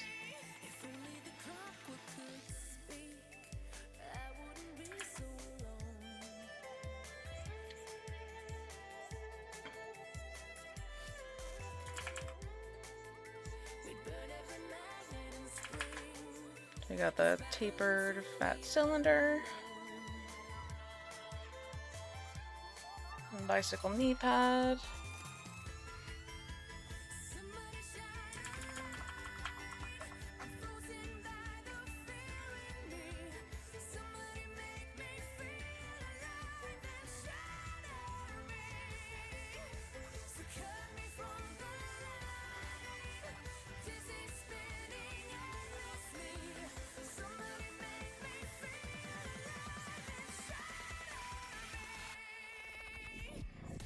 You can always draw through the form if you're not comfortable with where it's going yet.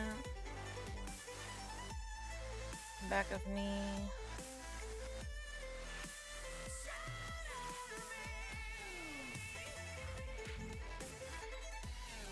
Think of those cylinders again.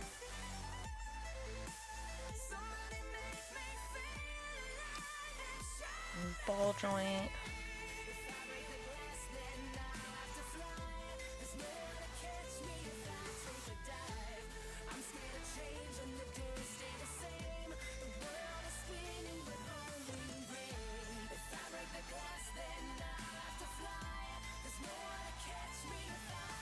I love seeing men with very worked out calves and legs. You can really see the defined apple-shaped calves and almost sinewy lines that connect to the thighs on men that work out.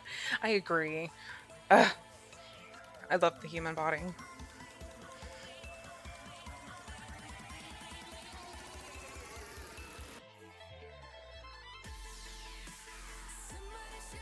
It's a beautiful nightmare, truly.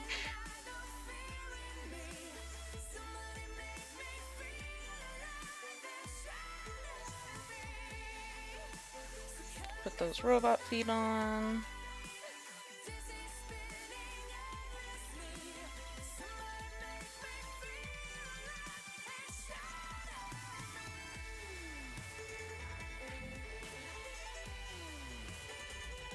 Put those together.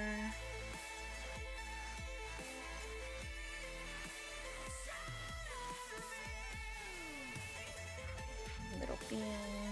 We are farther away, so you don't have to add as much detail.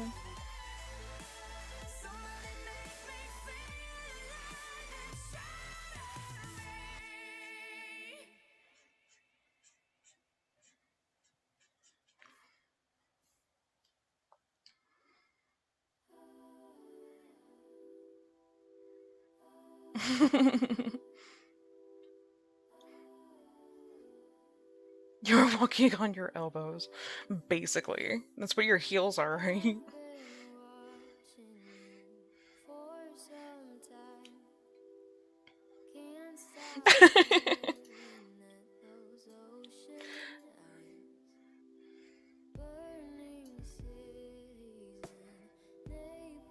Alrighty.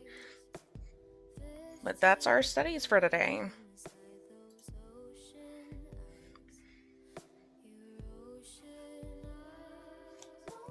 Of course, I'll make sure that the VODs are up for anybody else that likes to watch through them again. But next week, we will be going into the actual proportion of the bodies and making sure that your proportions are correct to each other by thinking of your head.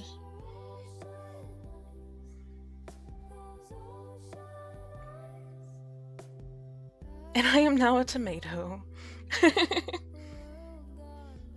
All good. I'm happy if this could help at all. And eventually we will get into actually putting them into full gestures.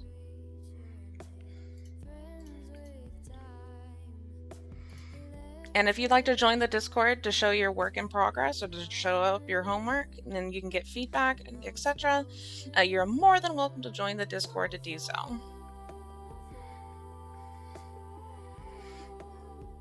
Thank you so much for everybody tuning in. It was so sweet of you all.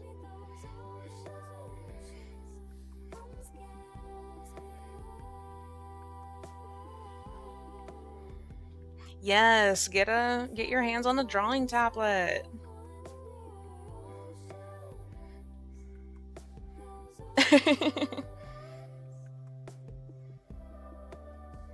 We'll be happy to be here. You cursed my mind, Byron.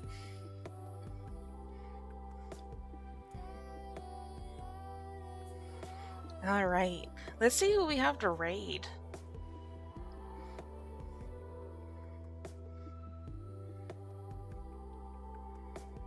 Yes, please do. Oh, and for anybody that is normally coming in to watch me draw, I normally stream on Thursdays at 7 p.m. CST. Tomorrow I will be streaming Monster Hunter Stories 3, just to get some fun out there at the same time.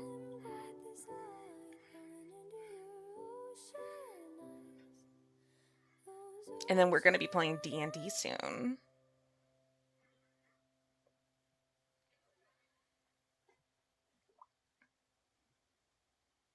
So more info to come. I do play D&D. I love DMing. We're going to be doing... I always go humanoid, like human, because I feel like my luck would be as a human or a tiefling if I'm lucky. My class, I tend to go with either a paladin or a cleric, depending on what type of support my team needs.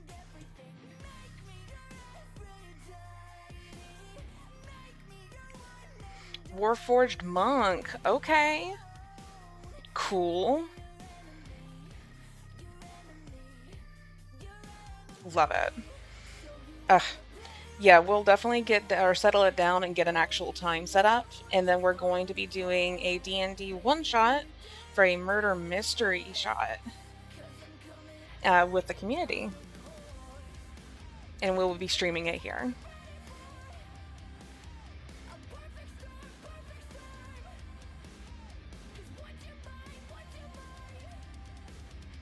Yes, it will be fun.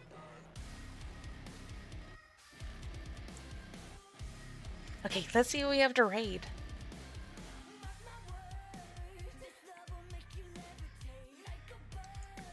Who's up tonight? Who is up tonight?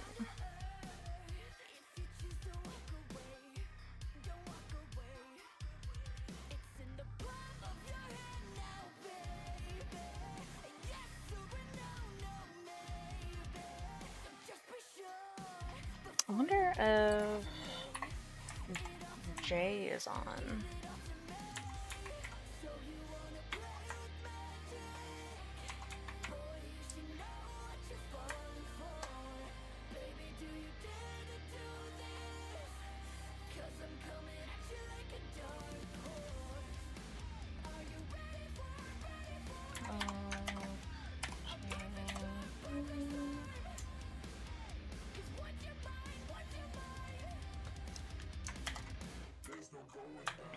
Oh, he doesn't look like he's on today.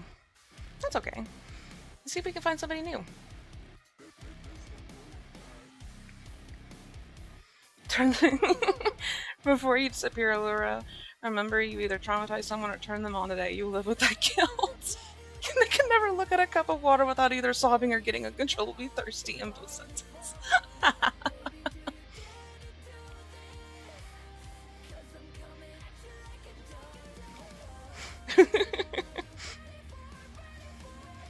I will live with that forever.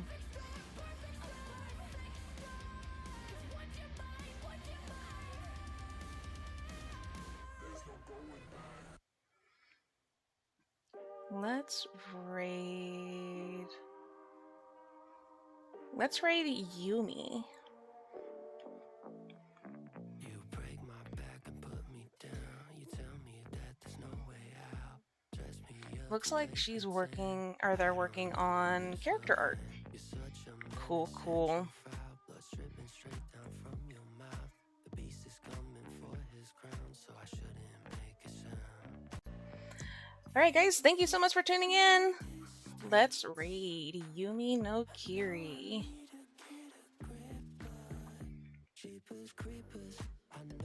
Make sure to use your raid emote.